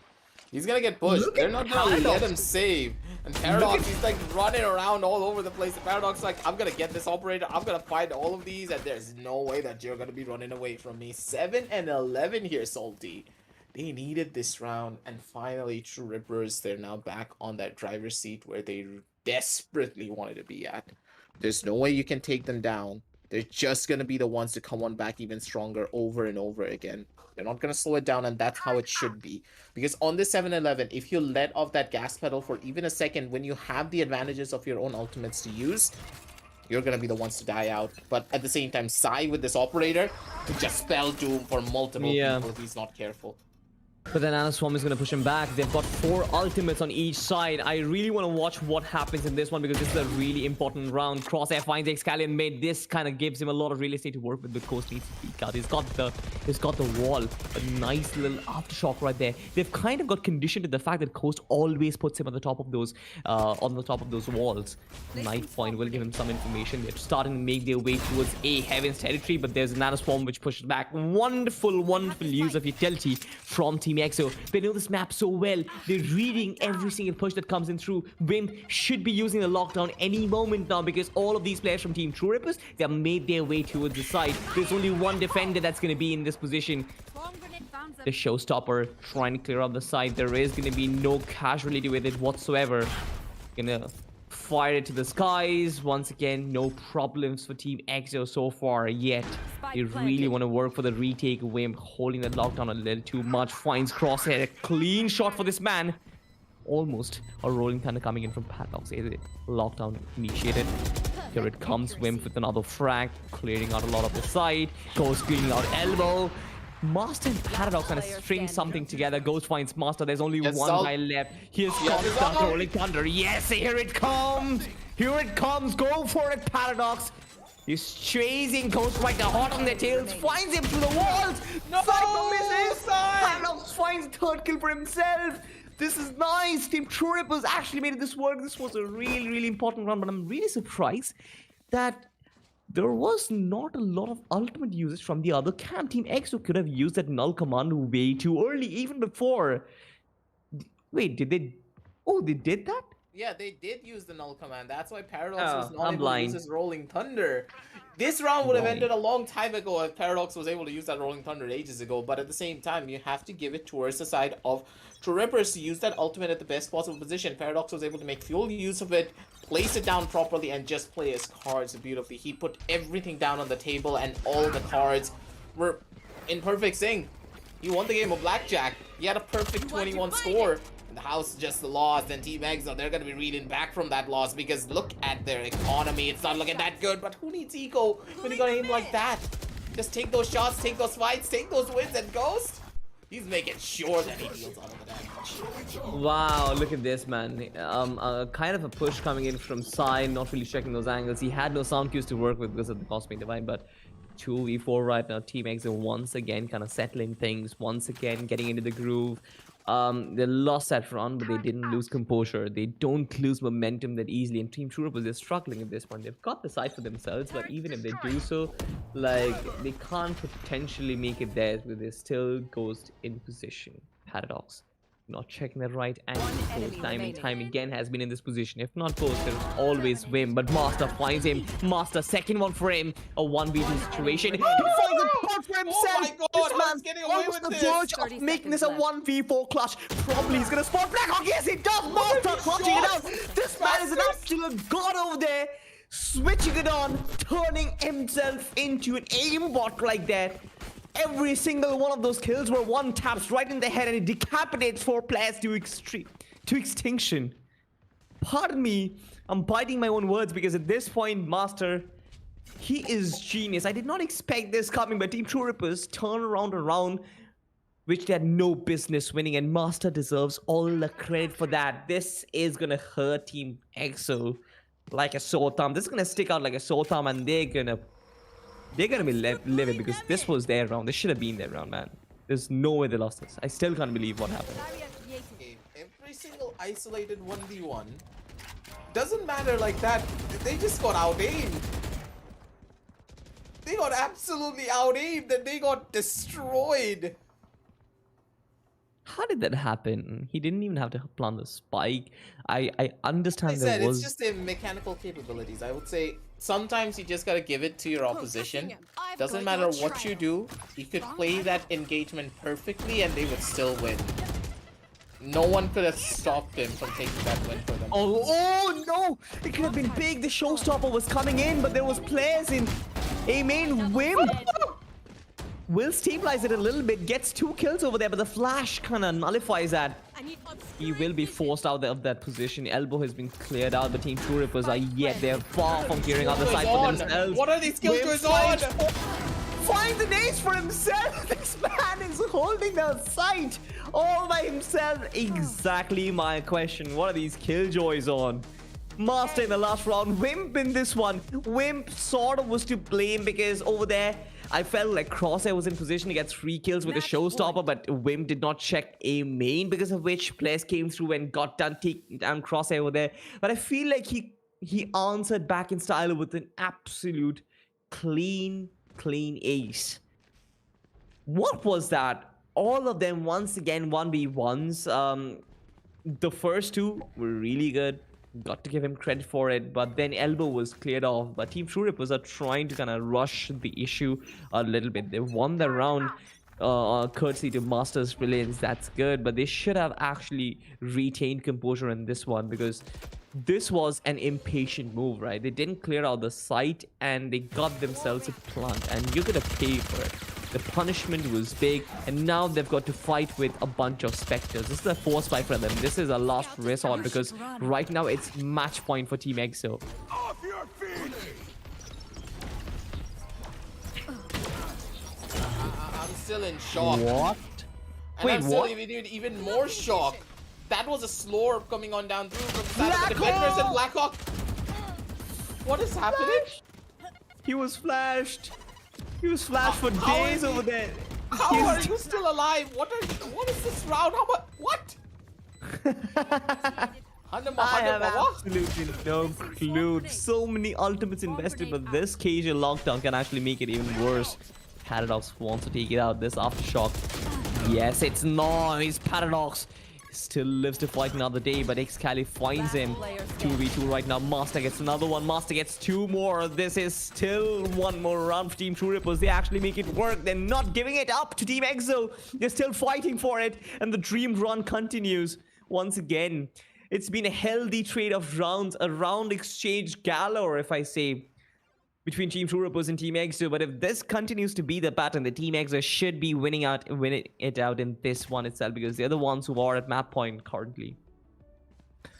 Look at this, right? Team True Rippers, they had to invest in so many ultimates. They invested in the Rolling Thunder. They invested in the Lockdown as well. The flashes were perfect. They got that entry to the side. But what can they potentially do in this round? Because right now, TEAMXO is the one who have that Astral Divide for themselves. Relic has been spotted and completely disabled. That controller is going to be completely useless right now. Team True Rippers are trying to make their entry from mid itself, not moving towards vent room, instead towards B heavens. Will flash out, but Wimp is still in position. I love this gravity well, but Wimp will be pushed back on the back of this aftershock. Now, Team True Rippers have done this time and time again. I'm pretty sure TEAMXO know how to deal with it. They just gotta hold on to the sites. But now Wimp needs to fall back, pay Team True Rippers the respect that they need. But Paradox and Crosshair coming from within the enemy lines and take down Wimp and Blackhawk. This is problematic. Excali is still yet to deal with Relic, who is falling back. You know this is going to be a duel that TEAMXO is never going to win, and that once again is going to hurt, because this potentially makes it 11-12 aggressive.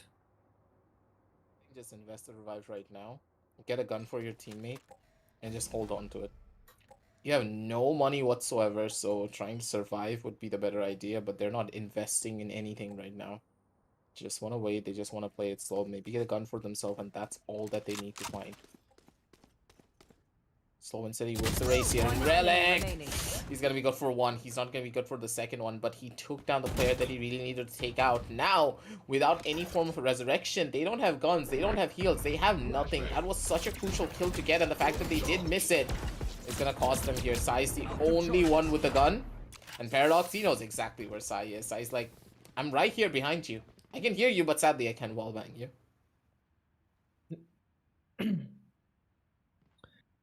11-12 the scoreline, ladies and gentlemen. I'm pretty sure this game kind of turned out to be a cracker of an affair, especially after that first half. I kind of thought that when it was 5-9, I thought that this is over, but then that reply from Team True Rippers and the recovery has been absolute brilliant. Crosshair trying to make something work once again, that mid presence, but this time TEAMXO are more than prepared for it. They've got three players. Sai takes one down, is going to reply in kind of pinch and cleans out more territory once again. Paradox will be pushed back. No lines of sight for this man, because the smokes and the nebulas have been put together as well. So you can see that they still want to move forward into this A position, into this B side, but then they don't really have that mid control as of yet. So if they try and funnel in from one direction, a plain Astra Gravity Well and a Wimp Spray can burn them down. There is this. A Cosmic Divide invested. They really want to make this work on the bank of one utility, one ultimate, but instead they actually use it as bait. trying to focus two players towards the B side. They slowly make their way towards the A side. Look at this. They've got access towards rope rooms, but Excali and Sai have a proper idea of what's coming. They've got the proper utility to deal with this as well. They've got the Resurrection available, which isn't going to be the best of utility, but they've got this Astral Divide. The Flash kind of blinds Excali as well, but he's going to fall back. He's going to find one on the Master. Blackhawk completely unchecked, finds one frag. Blackhawk, as well as Sai. All 3 kills come in really quick fashion. It's TEAMXO, the cleanup Team True Rippers in Tika. Very healthy lead in the best of 3 series. It's 1-0, ladies and gentlemen. And this was Sip of the expected. cold coffee. Is that cold coffee or boba? I think that's boba. I'm more interested in the dog that's lying around the couch because he's living a more comfortable life than I am. And I'm a I little think jealous. that's every single animal in general. Hey, Yeah, that's the for only thing that it's sure. supposed to give us. A lot of cuddles and a lot of snuggles, but at the same time here, what this game did give us is a lot of adrenaline, man. Oh god, I had no idea what really happened down in the very last round, but hey, that's why we have the match highlights for you all, so you can break it down one more time, get a little bit more of a bird's eye view of what really went wrong, what really went right, and try and break things down without us having to commentate over it constantly and just see it in front of our screens to break it all in. So for the analysis segment, I'll start this one off, Salty, Yep. because it feels as though True Rippers, they didn't have a strong contingency plan right off the get-go. They were just in a position where they didn't really know what to do against the side of Team EXO initially. But then slowly but surely they started to adapt. They started to learn how Team EXO were playing, the positions that they were holding, and the way that they wanted to take the engagement. But the lack of the jet was pretty prominent when it came down to a couple of the rounds at the very end. They had no way of Uh, entering down over into a side. They had yeah. no way of using the breach utility and the uh, sky utility in proper conjunction with one another, and that's what really was hurting them. Where's the synergy? I didn't feel any form of synergy between Paradox and Bones. Paradox was doing his own thing to trying to setting up himself, not his team, by the way.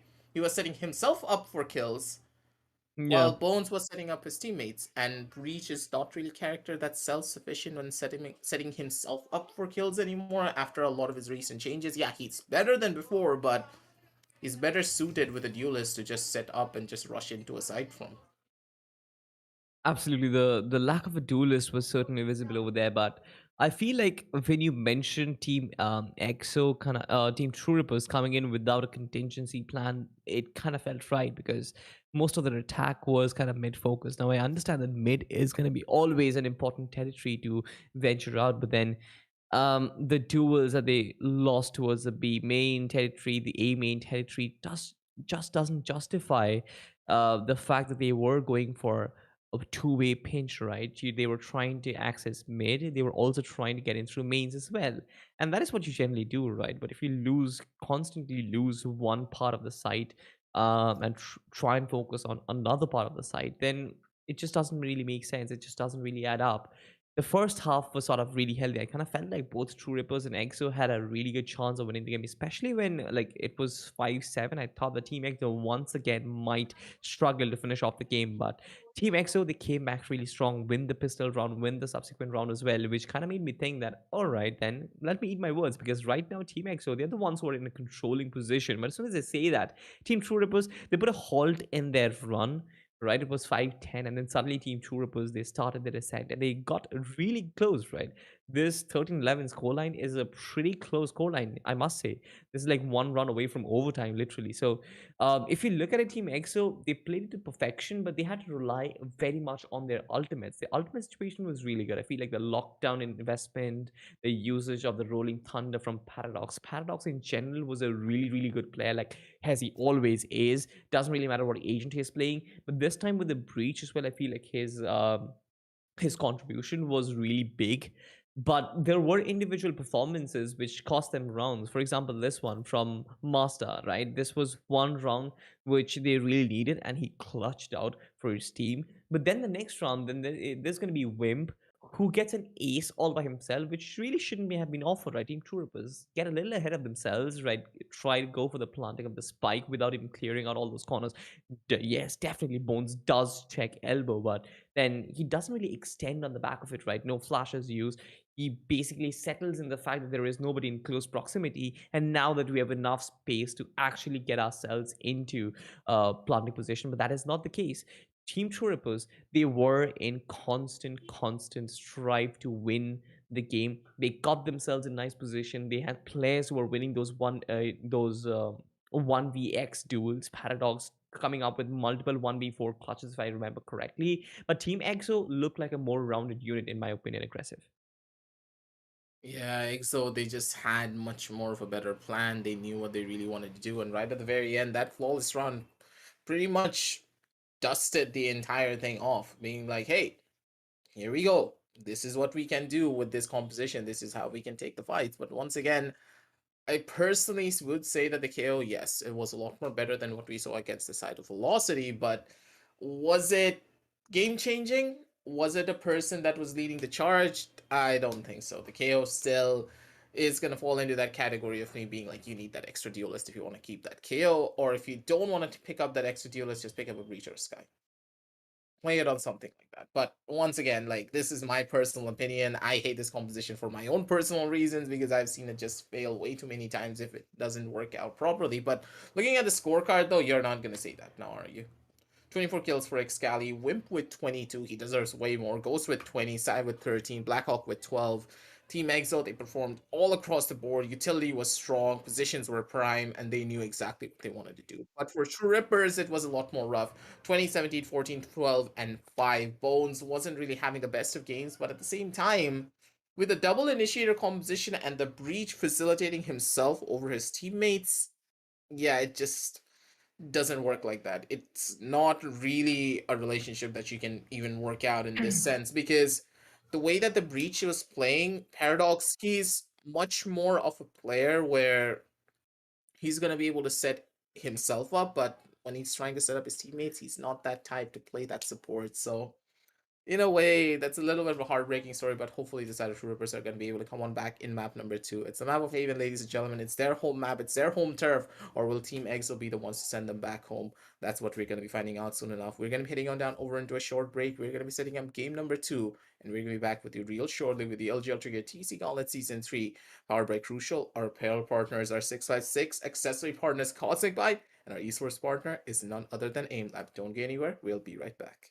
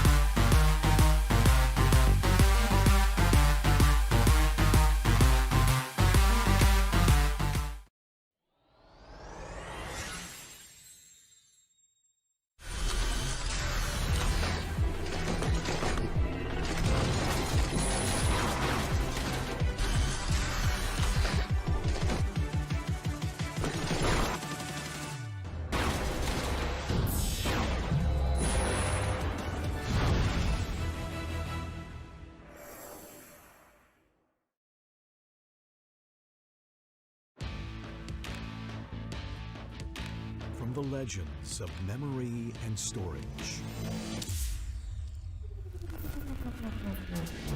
Crucial brings you the ultimate performance in gaming. Legendary products. Precision engineered. For speed and stability.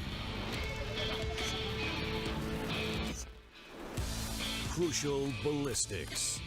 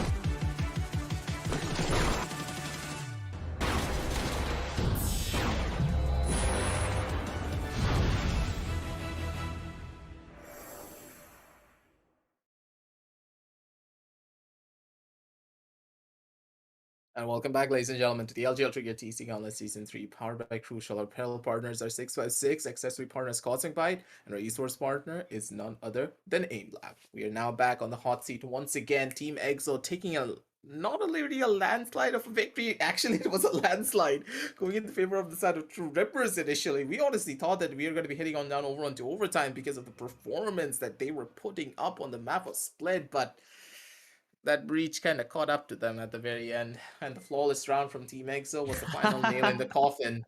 That That breach. Yes, the breach kind of caught up to them at the very end. Yeah. You know that it was gonna happen.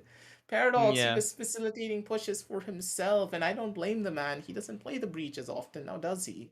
He's normally a jet player. He normally always plays that duelist. And Reach Yeah. is not meant for self-facilitation.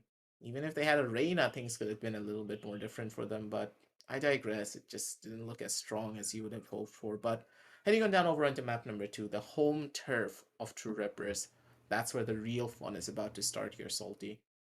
Haven is where everything could begin and everything could end as well, because it's Team EXO's turn to send True Rippers back home.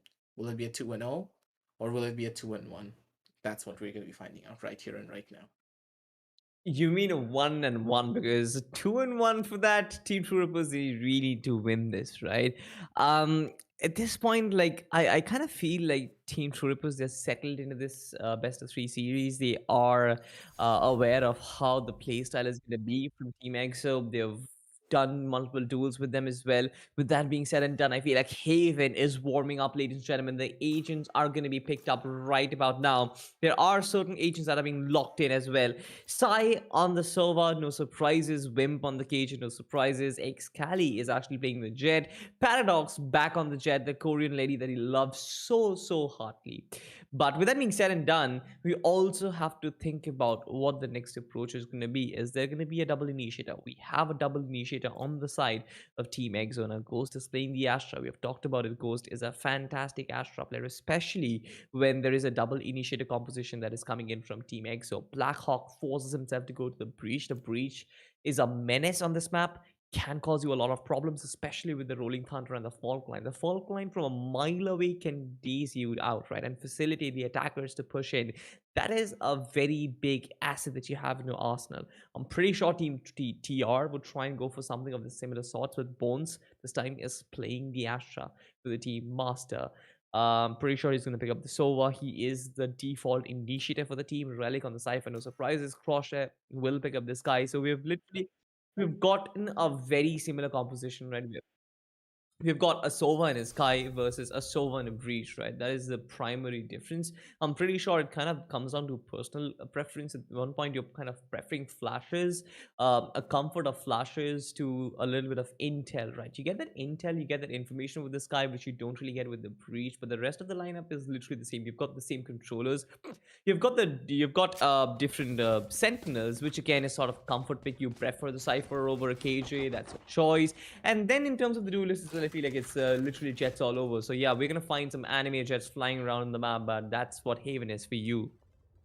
Yeah, Haven is always one of those maps that is pretty much the duelist haven for a reason. No puns intended. Phoenix is good here, Reyna's strong, Jet is pretty much overpowered, and there's a reason why she's always picked up on this map, let alone in every single map. Here. So, in that sense, you have all of the pickups at all stages, but for now at least, let's see what both of these squads are gonna be showcasing to us in general. Yeah, we know what to expect from them on a textbook level, but those textbook strats carrying forward into another map, I don't think that both of these squads are going to be doing the exact same thing. They already did face off against one another just a couple of hours ago, pretty much, on the same map, and it was True Rippers being able to win. Now it's TEAMXO's turn to showcase that, okay, they've gone back, they have taken a little bit of a break, and they have reviewed the VODs, and they have reviewed the mistakes that they did in the last game. They need to bring it on back, and they need to bring it on back right here and right now, because Ascent is not Icebox, and Ascent is gonna hurt. True that. Team True Rippers. Now, it's really important to understand how Team True Rippers are really strong on this map. Their mid control is absolute crazy. They push in towards B with absolute menace, and they push out the rest of the players. And this time, there is something of similar sorts. Now, Wimp will try his luck from Garage, but I'm pretty sure he's going to be welcomed with open arms by Crosshair as well as another player.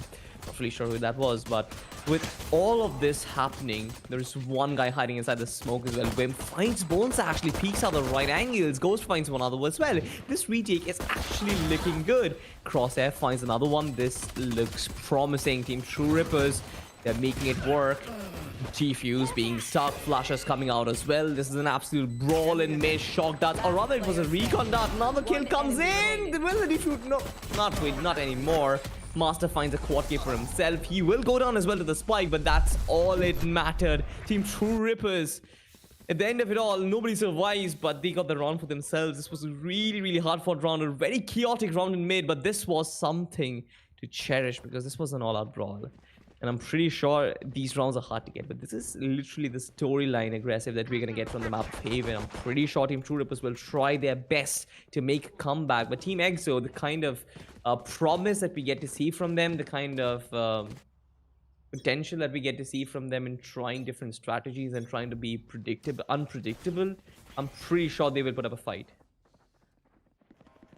Now, it's another chance for them to just push it up, get another one for themselves. Oh, this could be bad as well. Relic, he's right around the corner. That's gonna be good for one, but he's getting to be good for more. Is the real question. Spots out another one of those players. One on his back, one on his front. Where does he look? Where does he hide? He has nowhere to go. He gets taken out there. But Still, it's a 4 versus 2 situation, and this eco round really not in the best of spaces. I looking for one more. It's not going to be able to find it. Doesn't have enough time to shoot that third bullet. And with that, it's all up to Excali. 2 kills, that's all that he's looking for. Just 2. But Bones and Excali, they just walk right past one another. Sure.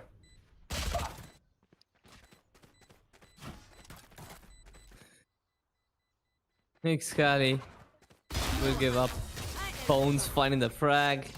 Him getting the kill makes it 2 rounds for Team TR. This is a really good start for them. This is kind of promising for them, but also we need to think about the fact that TEAMXO, eventually this is going to be their first buy round. They will come back with guns blazing. Now, one thing that we got to see from the first round itself with Team True Rippers, they really want the mid control. They really want garage control as well. And TEAMXO, they're actually happy to give it away. They are happy to not force themselves into those early 1v1 duels or 1vx duels and lose players in the process. Instead, they fall back and go for a healthy retake, which I feel is the right approach, but then it kind of gives a lot of real estate to your opposition as well. This time around, though, once again, Team True Rippers trying to venture out towards garage territory, but they've got Wimp, nice utility. You've got Wimp in position, Crosshair being taken down as well. No aggression coming in through from C main as of yet. They're still trying to make their presence felt. Paradox falls back. A nice denial in the position, but Sai finds Relic. He finds Paradox as well. Not the third one. Bones kind of finds a trade over there, but I feel like at this point in True Rippers, they haven't done enough. This is 2v4 at this point. They can converge upon the B side, but upon that, 4 players, when they start coming in, orchestrating this retake, this push will get completely blown off. It takes a couple of seconds for things to just fall apart here. Now already we can see that for True Rippers. They're the ones who were playing on the bonus guns, but still these bonus weapons should have been able to get a little bit more value than they have as of right now. 4 versus 2. They maybe could just go in for a plant here, but the plant is all that they're going to be able to get. They have the B side for themselves, but this post plant is not looking favorable to them whatsoever. Blackhawk. The fault line is perfect. The gravity well also sucks him in. This is basically hell for Master. Bones all by himself. He needs to flush this out. First kill. Can actually offer them 1v1 tools. That is going to be the key for this man. Finds 2 right in front of him and goes to put the final nail in the coffin. First round for TEAMXO.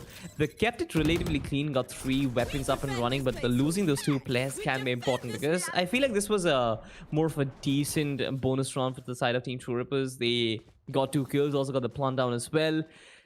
I feel like that's decent enough to actually bless the economy a little bit. But right now, they come in with big guns. And this is going to be the first important round of this game so far. We have seen one thing. We've seen only one pattern. This Team True Rippers trying to get B in garage control. That is for certain. Sites have been left empty, right? In spite of all those utilities that has been flushed in towards the A and the C corridors, they don't really try to make anything happen on the back of it. They don't really try and follow up and get some real estate over there. But this time, they do so. They've got that owl drone, which actually facilitates Paradox rushing into the side. I'm pretty sure he's going to dash in. Clean out those corners. Smoke comes in, and this man dashes in. Goes, finds the first frag. Bones and Relic bring 2 back. Here is the Hunter's Fury. Blackhawk is being tagged. He will be taken down as well. Third frag for this team. Team True Rippers actually making it work with Sai with a reverse Hunter's Fury. Tags one player down, but he wouldn't even find the kill over there. Shock darts to clean a few angles. 2v4 really against his favor. They're pushing up slow and steady, but at the same time, EXO, they're not looking that good. Positions have already been revealed, and poor old Excali, he knows he needs to get out of here. If he stays here, it's just gonna spell his own doom. Save that operator for another rainy day. They still will have enough to go in for buys in the following round if Excali just doesn't even use a single one of his own abilities. If he doesn't need to buy anything, then he's gonna be able to get something for his buddies at the bare minimum. Just a Bulldog maybe to work with at least. But for now, Team EXO, they're on the back foot. 2-round deficit for them, and a 1-3 scoreline going in the favor of the side of True Rippers.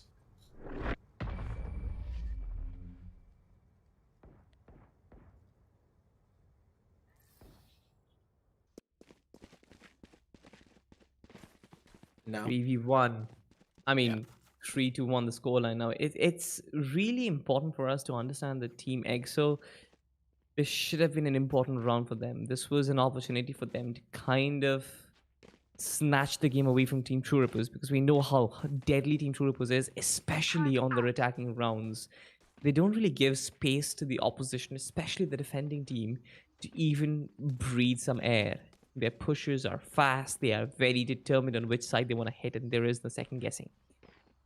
When that happens, the defending team, they don't really have all the time to attack. This is one of the reasons why the defaults are so strong, because they manage to breach their way to the C side or the B side, garage, you name it, they have it for themselves. I love this one thing that they've paid respect to Excali and not really ventured out into his territory where he's standing with the operator. They're not risking losing that player early on, because if they do so, they know exactly how TEAMXO know how to pinch them from different sides. If they get that pick onto the A side, I'm pretty sure players from the C side will try and play that pull and plug game, right? They'll start pushing in, they'll start pinching in Team True Rippers into a corner and wrap them around like a boa constrictor. This time, they're not letting Excali do that. They're completely letting him all by himself. Once again, an outrun, but this time, no pushes coming in on. Crosshair, though, finds a coast. He was caught napping over there, and he has been absolutely destroyed. Pays a price for it. It's gonna hurt him a little bit there. But I digress. They get a little bit of information, I would say. But for True Rippers, they know what's up. But Psy with a Spectre at long range still wins out on that engagement against Bones. Okay, sure. They have a little bit of control down towards the side of mid. That control is going to give them a lot to work with, but now it's going to be Excali's turn. Excali, he's hunting down a couple of heads of his own. Possibly he's going to be able to get away with it as well. He knows that a push is coming. He's going to get caught out soon enough, but still Excali on this operator. It's just going to be that good. And with that, EXO, it's time for them to clean up house. I've got your Come in with the kills, because we are ready to take this fight.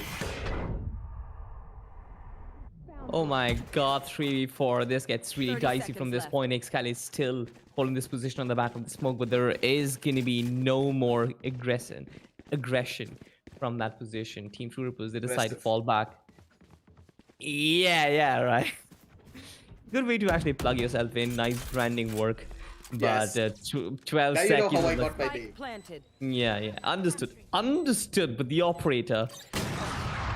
Yeah, knew it. Master. That's something that was not understood. I think Crosshair was even more. He never got understood in his entire life. That's why he was mad.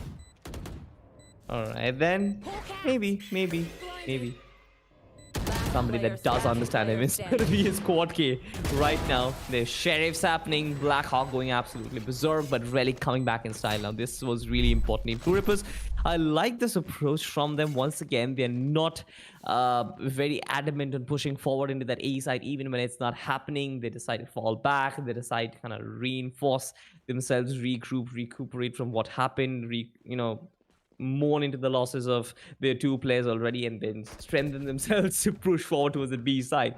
I love this approach from them, because this kind of is something which TEAMXO don't really expect, right? TEAMXO expect to fight those duels. TEAMXO expect those hot-blooded moments in those sites. Once again, an outrun that spots Excali, but he's been pushed back once again. Now, he's been trying his luck with the operator so long. He got some kills in the last round, but more so, he has been completely ignored. This time, Sai comes out on top. Ghost comes out on top as well. Sai with a second for himself. Master finally brings it back, but it's still way too soon.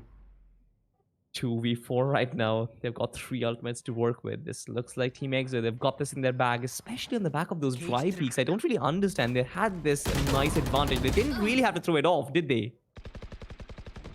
They didn't, but somehow they're still able to find all of it. Master is the only one who got a single kill here. That pretty much gonna cost them Masters.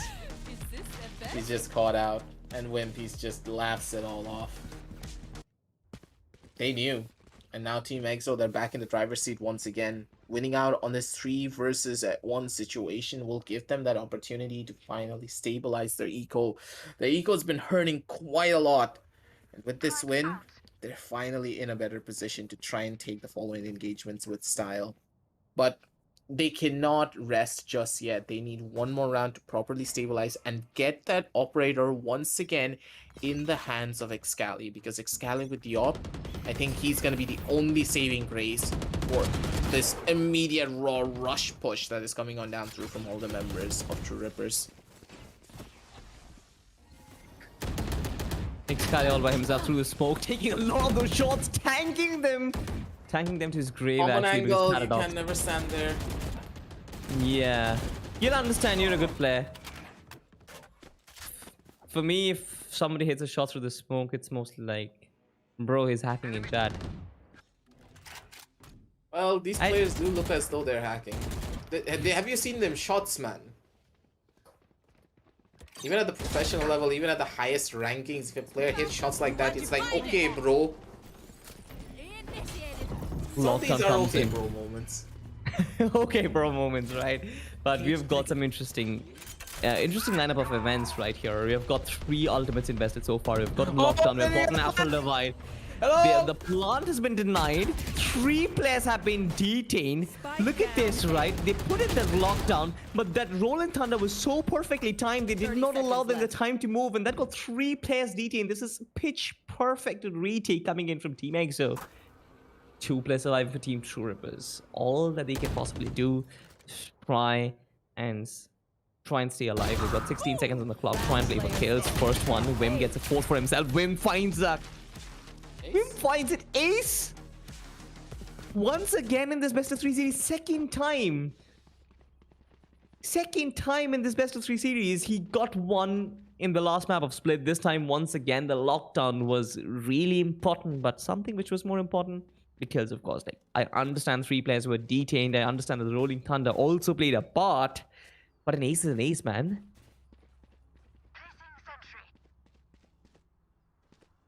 Just Wimp is a cut above the rest for a reason.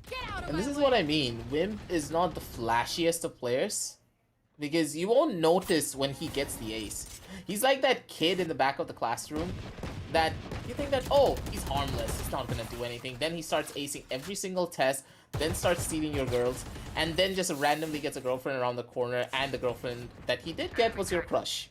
And then you're like, how did you do all of this? He's like, I'm just sneaky. I don't show off to people. And Wim, he's just channeling all of that energy.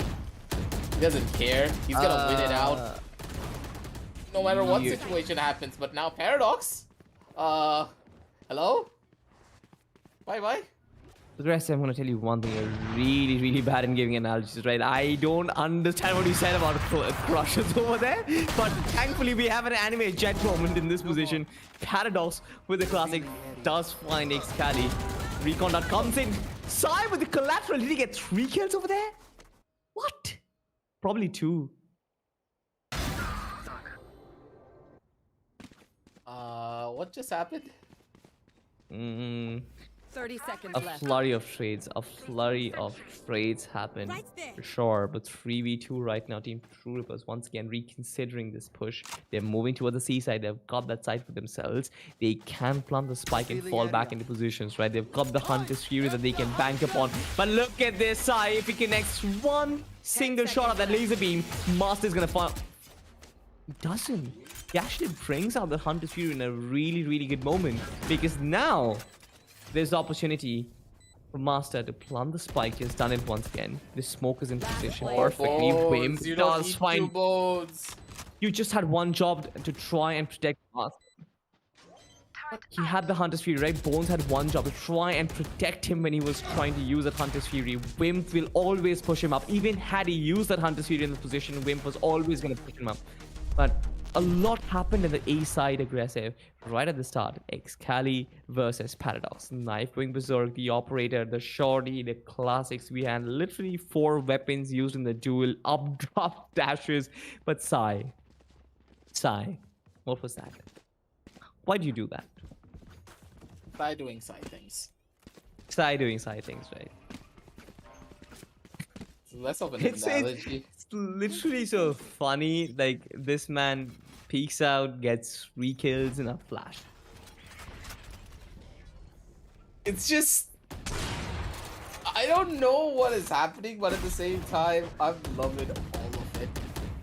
sometimes you like to be in that unknown spot, and I think that I'm gonna be able to break this a lot better when we go over onto the match highlights at the very end of the game, where we finally get an overarching storyline of what really went up in this entire map. But for now, let's just live in this moment, because True Rippers, once again, they're trying to go for another round, but Scally, he already gave away his position. It's completely fine. True Rippers are not going to be going in for this push regardless. It's all up to Relic. Relic, he has a choice of lurking up down towards that A side, but still, it's a 3-sack onto A. All of the other sidelines are clear. They can easily walk up. They can easily get into a good spot. But Sai, he's not clear the corner. That's going to cost him. What's the next? Scally's going to be able to go in for one more kill for himself. That's just a trade. But is it a favorable trade though? Not really. It's a Sova for a Jet. That's true that. True, Team True Rippers, they do make their way towards the B side. They are planting the spike, but this fault line might just prevent that for a little bit more. No delay whatsoever. The Nebula is going to disperse in any moment now. He's going to spot 2 players, 1 player down. That's a healthy trade. And there's only 1 player that survives, and that's going to be Relic on the back line. Tekali knows exactly where he's coming from. A triple kill for this man, and the spike is going to be defused. TEAMXO! They get the first lead in this game so far, and they probably don't want to give it up. Oh, okay. Nice gravity well right there. Trying to catch the Jet.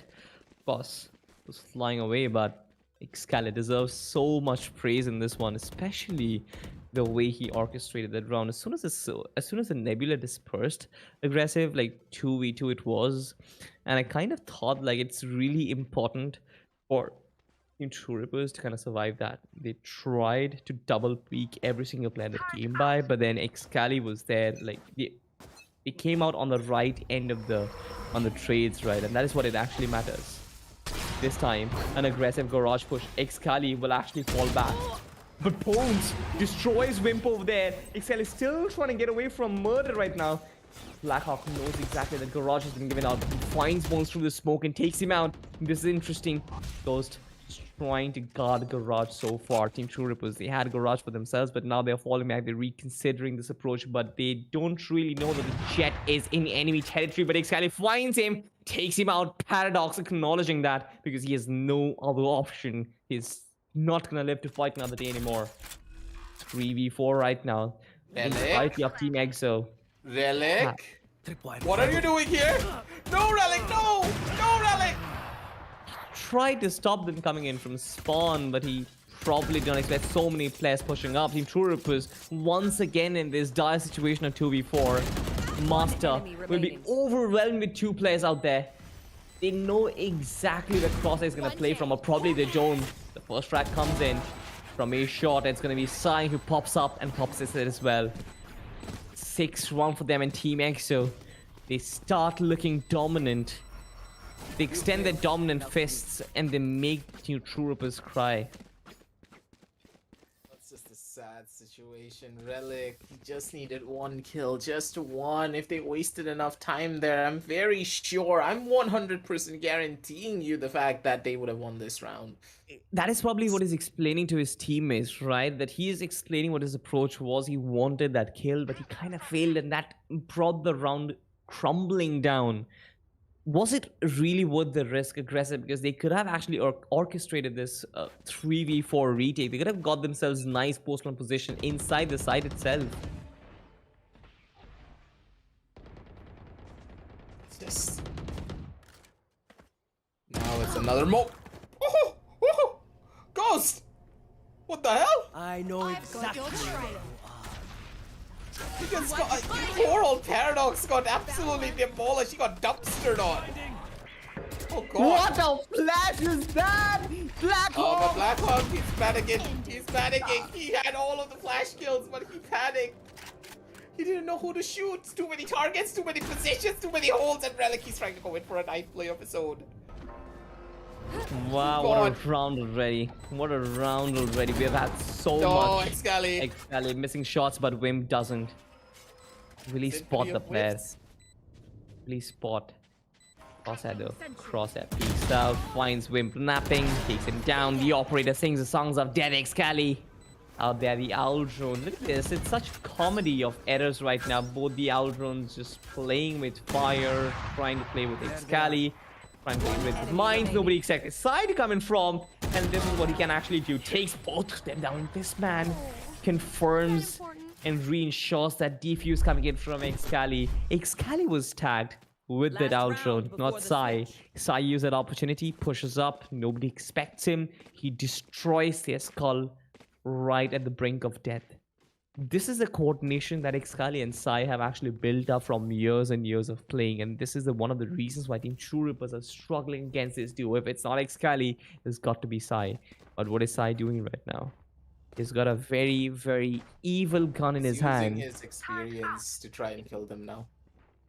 Experience, aka veto Odin. Yeah, experience for sure. Here is it. Here is it. All right, through the woodworks. I just want the spray to come through, man. I definitely want the spray. Excali with the operator. Sai with the Odin. Can he get a collateral? Not. One is good for now. Here it comes. Let it rain. Bullets come swinging. But they don't really connect so far. Team True Rippers have an idea so far. So, yeah. They get that hound up and running, but Excali in the A corridor finds a third for himself. This man is an absolute menace so far. The shorty, he gets another one. No, it's Blackhawk. It's still fine because Crosshair kind of stabilizes it, but a 1v3 right now, it's just too much to ask. He needs to pull off a clutch ace to bring this round back. Otherwise, it looks like 8-4, something which Team True Rippers never really faced against any team in particular on this map of Haven. This is their home turf, but they are being beaten right now by a very angry TEAMXO. Ghost finds a final nail in the coffin. 8-4, half should be in their favor, but we know that the defending teams are sort of in a very comfortable position. TEAMXO got that advantage going in early on defense. Can they hold on? Do they have enough attacking capabilities on their attacking side? Gonna hold on to this lead or probably even make it further? That is a question that we got to ask ourselves. That is a question that only time can answer, Aggressive.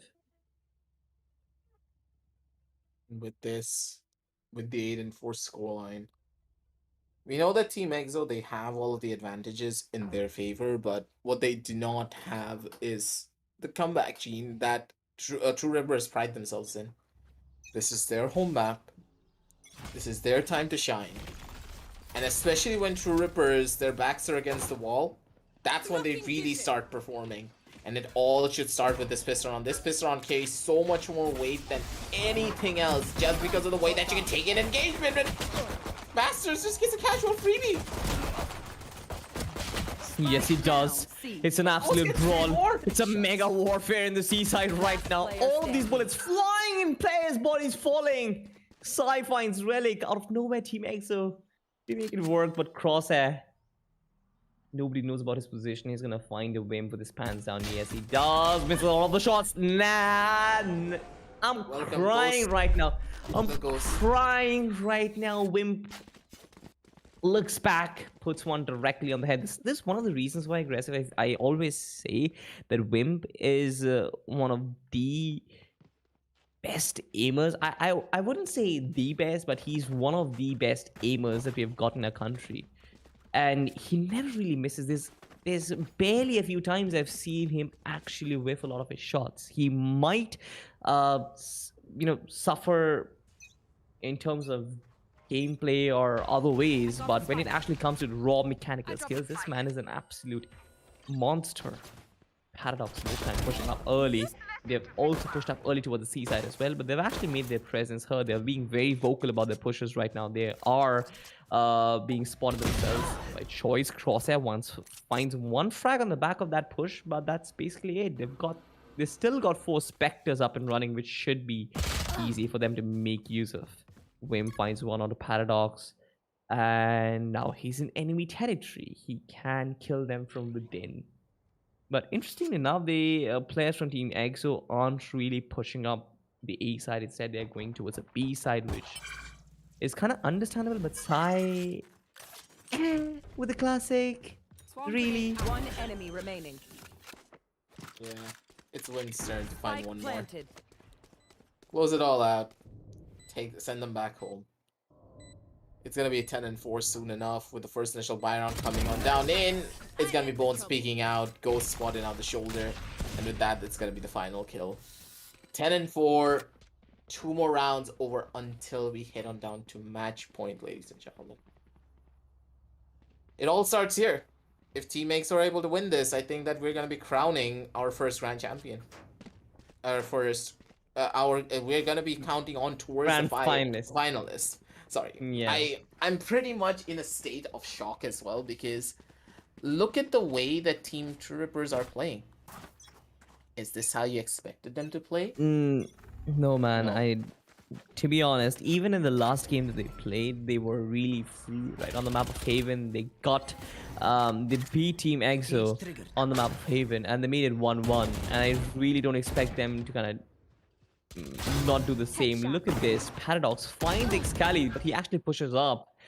He could have actually got away with 1 kill, but now things are even Stevens. Now he has given away his position. He's also kind of given away the A side as well. Crosshair is the only player who can actually defend this from his position. There is the owl drone that will spot him or either will push him back. He's been tagged. Now he's going to peek out as well. Flashes come out. Players popping in from all directions. He's been absolutely bodied. And Wimp is going to find the frag. Look at those assists, man. There are 2 players who assisted that kill.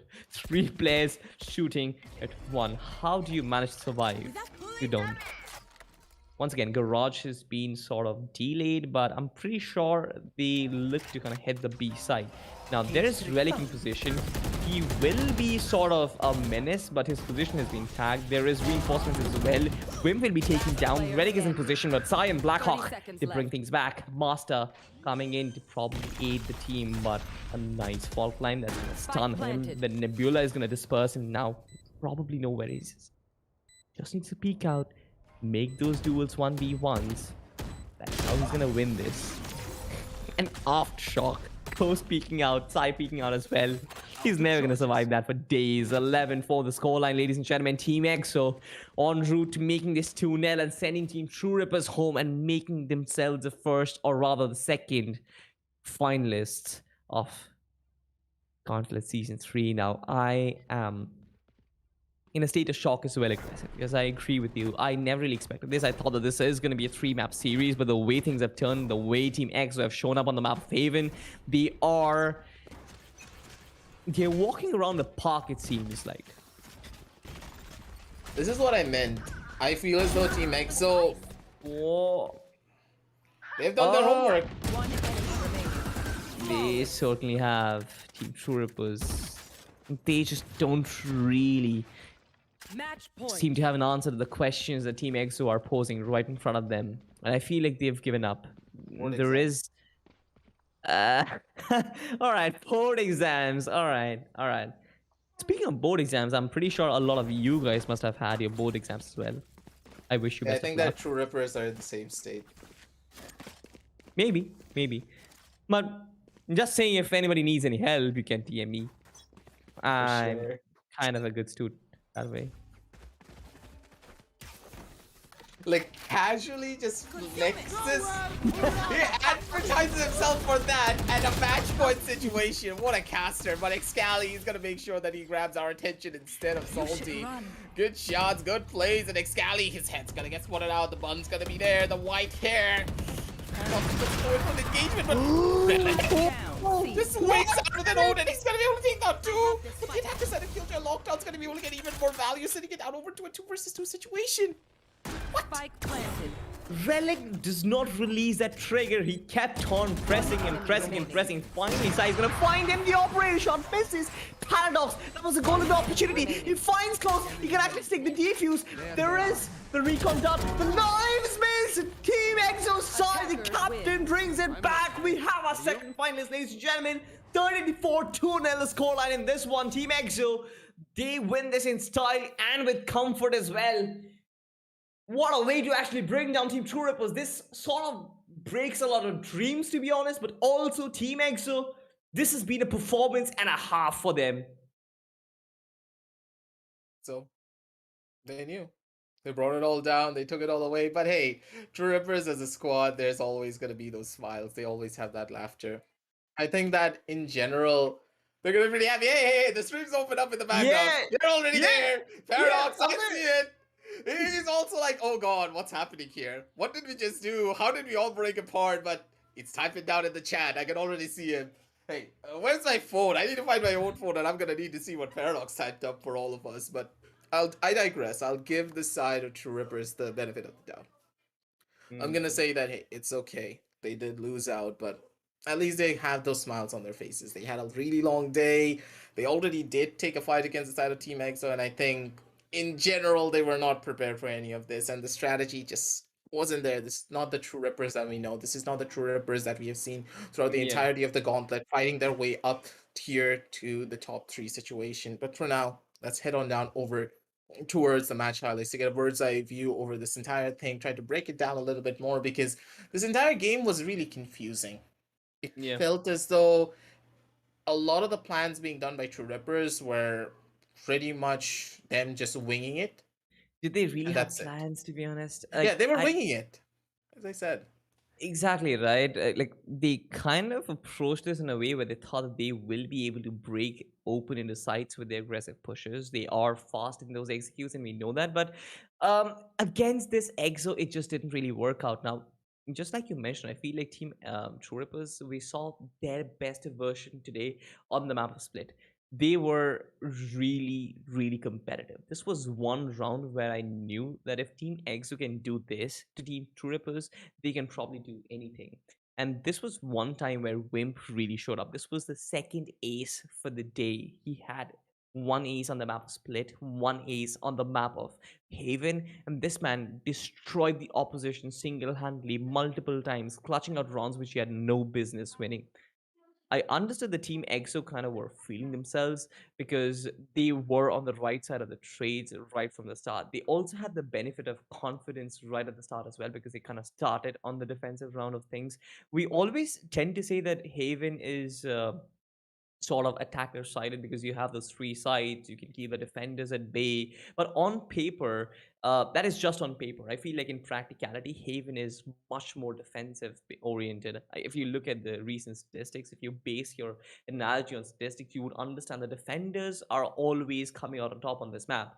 And I kind of felt like when the scoreline was 8 to 4, Team True Rippers would have a chance, but then Team EXO, they ripped it apart. Their pushes, once again, just I would say one dimensional, but they were once again really good on their trades. You can have one dimensional pushes. You can try and brute force your way into a side if you're really confident about it. And I mean, when you speak of confidence, the two players who come in your mind are probably going to be Sai and Excali once again, clutching out rounds together. There is going to be this moment, right? Excali will be pinged by the Aldron. He doesn't press forward. He instead falls back. There is nobody. He checks in for Sai's position. The Astra is caught with his pants down. The Sova knows there is a Sova right now. Sai is always going to triumph over Master, isn't it? Just wins the duel, brings it back once again for Team EXO. Time and time again, Team EXO, they've kind of over IQ'd Team True Rippers through this game itself. Also, winning these duels were important. If you talk about overall superiority, they were the supremo in this game, and there is no surprise about it. Now, this kind of adds on to Team EXO, to be honest, because this is an added feather to their cap. Haven was never really their strong point, but now they look like a proper menace against oppositions. For example, within quotes, velocity. It's gonna be the revenge story that we all expected now, didn't we? Yeah, Team a EXO rematch. going.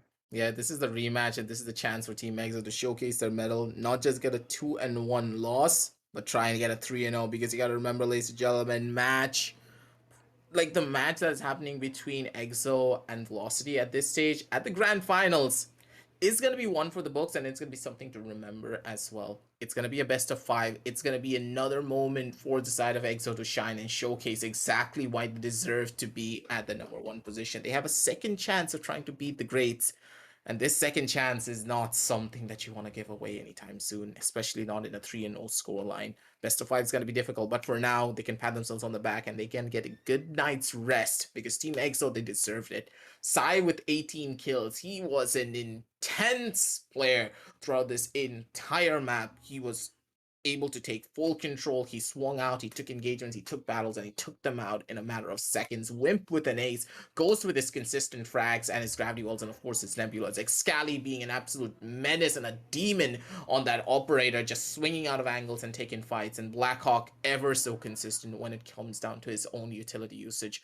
The breach was able to slow down pushes, facilitate a lot of the ones that they were going for, and just to control True Rippers so that they can never take an engagement on their own pace. Everyone played it really well for TEAMXO, but for True Rippers, you know what went wrong for them. And as we head on down over towards the map veto screen, it's it's a sad story for them in general. True Rippers, they tried, but at the very end, it just felt like they didn't have a proper plan. And that's not how True Yeah. Ripper normally rolls. They played a lot more better, but they just lost hope really quickly. Hey man, I mean, I really don't want to end this on a sad note. I feel like Team Troopers, they had a fantastic journey in these seasons Gauntlet so far, and I'm just waiting for these guys to shine next season as well. Paradox finally just shining for his team, the rest of the team coming together, and all of them together putting in performances of a lifetime. I feel like this has been a journey for them to remember. I'm pretty sure when there are going to be times when they feel low, I'm pretty sure Team True Rippers, they're going to look at one of their brightest moments in the season's gauntlet and they're going to be like, all right, guys, we were one of the top three teams in season, and this is always going to give them confidence, right? This is always going to bring them back when they're going to feel low, and I feel like they sort of deserve this position. We've talked about it. This was not luck, this was not coincidence, this was not an accident that they are here in the top three slot of the season's gauntlet. They worked for it and they deserved to be in this position. Have a look at the brackets, ladies and gentlemen, to figure out what has been the playoffs like. It has been a very, It's been a long very time. dicey journey, to be honest, because we've had a lot of battles. We had a lot of underdogs this time in the playoffs because if you look at every single matchup, you know there are going to be underdogs. You have FS, you have Valor, you have Weird, and True Rippers, and all of these teams they did go down to the lower brackets apart from Team True Rippers. What a victory that was against Team Exploit. I still remember, it kind of gives me goosebumps. But after that, they got taken down by EXO. The likes of Enigma were eliminated as well. True Rippers eliminated Enigma. They eliminated the likes of like they defeated the likes of Team Exploit as well. So I feel like they've achieved so much this season. Next season, they should be targeted as one of the top dogs or one of the favorites. But we talk about the final that we have in store for us. Velocity versus EXO, once again a rematch. EXO did lose against Velocity in a 2-1 fashion, but they come back once again from the lower bracket, or rather the decider finals, and make it to the grand finals. It is going to be a best of five, just like Aggressive stated, and I'm pretty sure it is going to be a hell of a battle because a best of five is nothing to scoff at. It is going to test the endurance of players. I'm pretty sure we'll get to see a lot of different maps, a lot of exciting games as well. But Aggressive, I want to know what your thoughts are. What do you think about what do you think about the entire playoffs bracket that we've seen so far? Honestly, it's been an entire journey. But at the same time, I always get emotional because it's the last day tomorrow of the entirety of the Gauntlet Season 3. We're going to be saying goodbye to another season and the start of another one soon enough after. But it's a bittersweet ending, I would say, in general, because all these teams, they have grown, they have showcased their metal, and today Rippers, they showcased what they had inside of them. But in a way, I wouldn't say this is True Rippers at their prime. This is True Rippers just having a little bit too much fun too. They're just having a little bit too much fun in general. But I digress. It's been a long one, Salty. We've seen these teams grow. We've seen ourselves grow as casters as well as players. I've been putting in everything that I've been learning through all of my casting sessions into my own matches, and it's been helping me throughout all of the things that I do. But tomorrow is the big day. I can't wait for it all to happen. It's a grand finals, ladies and gentlemen, for the LG Ultragear TC Gauntlet Season 3. And hey, it's right around the corner as well. If you don't want to miss out on any of those matches, and if you don't want to miss out on the future tournaments as well, make sure to hit that like, hit the subscribe, and also hit that notification bell. And also make sure to set an alarm at 5 p.m. because that's when the match is about to begin. But hey, if you forget about the match, if you don't know when's it going to happen, make sure to follow us on our Instagram as well. Not just us as the casters, but also TC Instagram to get notified as soon as we do any changes to the schedules. Maybe you want a little bit of an update, maybe you want some spicy clips from the players, maybe a couple of the aces that went floated off. We're gonna be cherry picking an ace that we love a lot, and then we're gonna be posting it for ourselves. But for now, at the bare minimum, that's all that we have for you for today. Thank you all for stopping by. Thank you all for spending your night with us, ladies and gentlemen. It's getting pretty late. Go and get some dinner. Go and hype yourself up. And as you guys are going to be eating, make sure to check out the links down below in the description from the side of Crucial 656 if you want to get this jersey. Make sure to put in your team code as well to see who you are going to be supporting. Either it could be Velocity or it even could be TEAMXO. And also make sure to check out the links from the side of Cosmic Byte if you want to get yourself a couple of peripherals. You can see that my boy Salty, he has a really good looking headphone. Those are Cosmic Byte ones. Really good, really fly, and it also gives you that spatial awareness that you need inside of your own games. And also as you're down there, check out Aimlab, download it, get yourself that crispy aim, and get yourself to Radiant as fast as you possibly can, because you don't want to miss out on any of that action, because season number 4 is also coming around the corner, and the qualifiers are also live soon enough as well. But for now, we're going to be signing on off. And with that, we're going to be seeing you tomorrow with a lot more action for the LG Ultragear TC Gauntlet Season 3, powered by Crucial. Our apparel partners are 656, accessory partners Cosmic Byte, and our esports partner is none other than Aimlab. Good night and happy gaming, everyone.